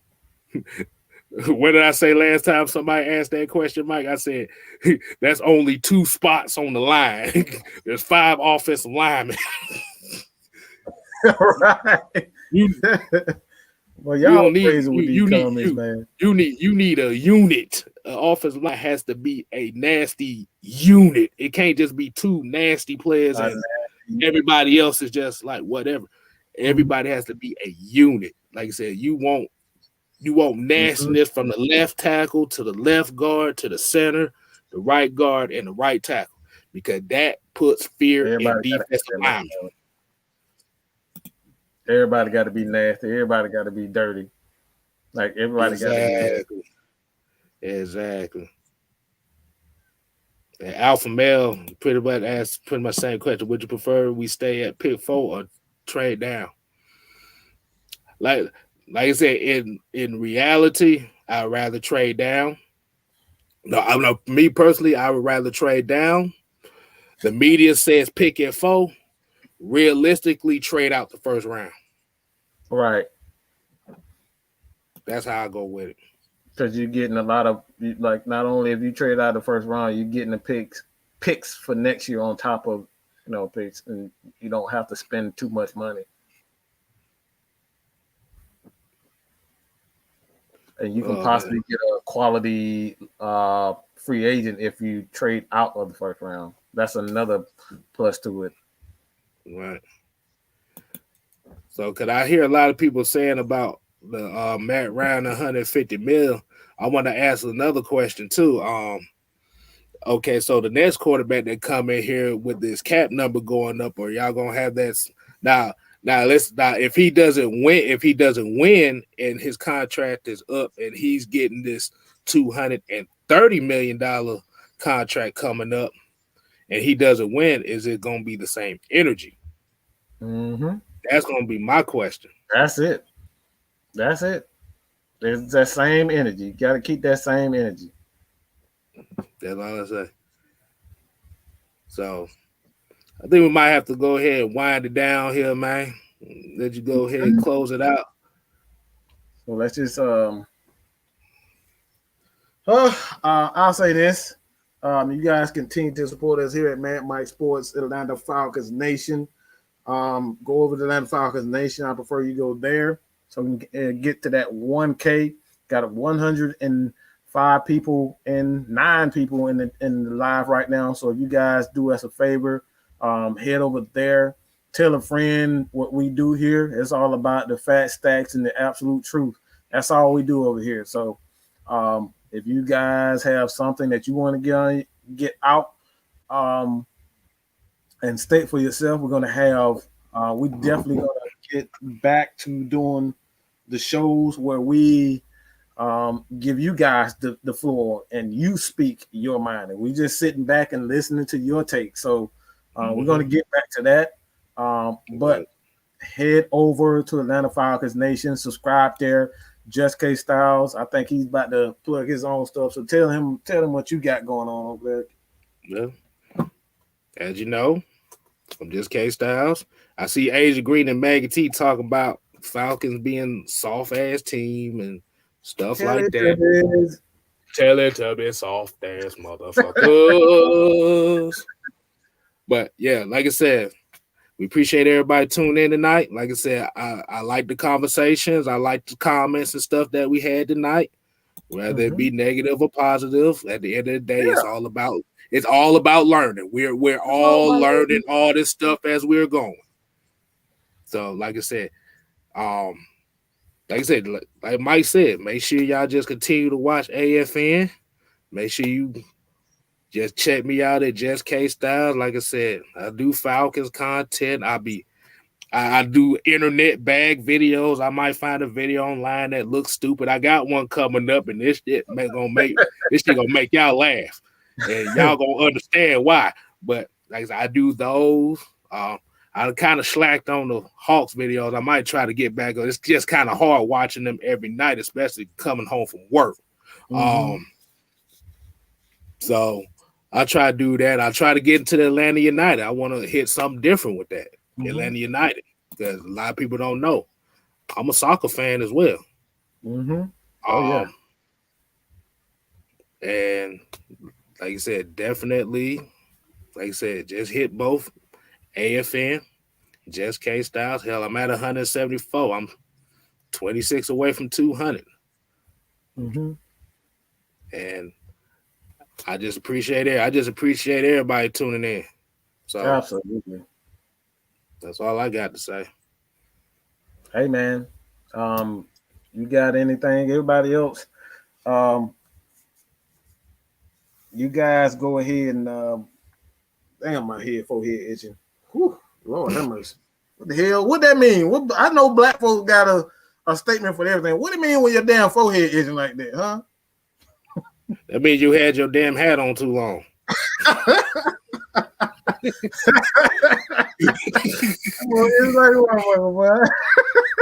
Exactly. Hey man, hey, y'all continue to support everybody, man. All the positive Atlanta Falcons content creators, man. Y'all already know who the handles are. Just y'all just support everybody, man. Big Low, Miss Maggie T, G Talk Sports. Like everybody, y'all go head over their channels, man. Do y'all thing, show us some love. But that's all we got to say. You ain't got the. Also, if you are Madden gamer, you better hit Terror Artist 404. Terror Artist 404. You gonna be in one of his videos because he's playing y'all and he's playing y'all live. So if y'all, like I said, if y'all think y'all got to do dirty to get him, hey, just go to his channel and comment on his video and challenge him. Absolutely. But we definitely gonna do a live draft. Yes. Definitely, like you said, it's probably just gonna be for round one. The boss told us that we gonna do it, so we gonna do it. All right. You talking about anime? Anime said we're gonna do it. Anime said we gonna do it. So she's ordered that everybody do it. What's up? He said you look bald with the hat on. Shit, I ain't bald, goddamn. Just about. That's it. Yeah, that I got hit. I got cracked in the skull right here. I got cracked in the skull right here, so that's why I probably bald right there. But yeah, man, my head fucked up, dog. Yeah, I done had a couple. I done had a couple concussions myself. That's why my hairline kind of went back. My brain never went back down. My head never went back down, so that's why.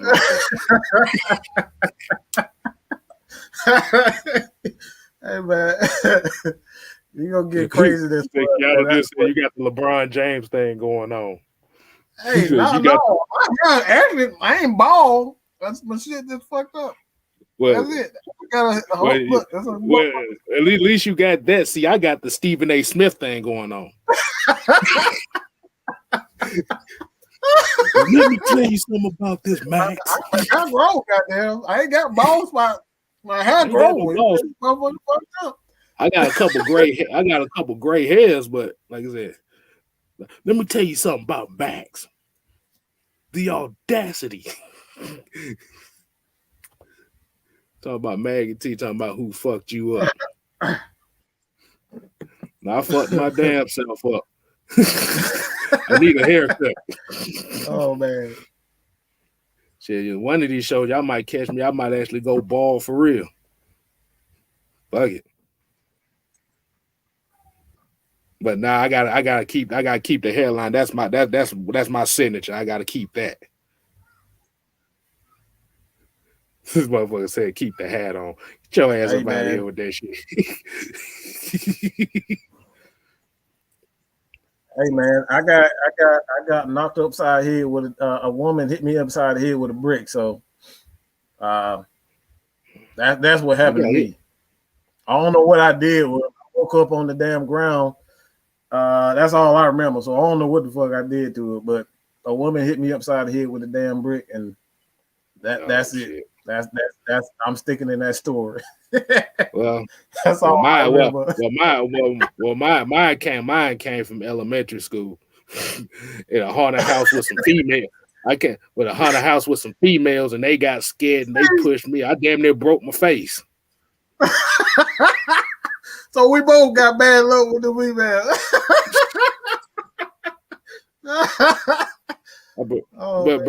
Bro, they got so scared they pushed me. I was shot. I didn't even know what the hell was going on. The only thing I remember was waking up and my whole face was leaking all down. I like. I went back in the building. They said I had a face print on the brick. That's how bad it was.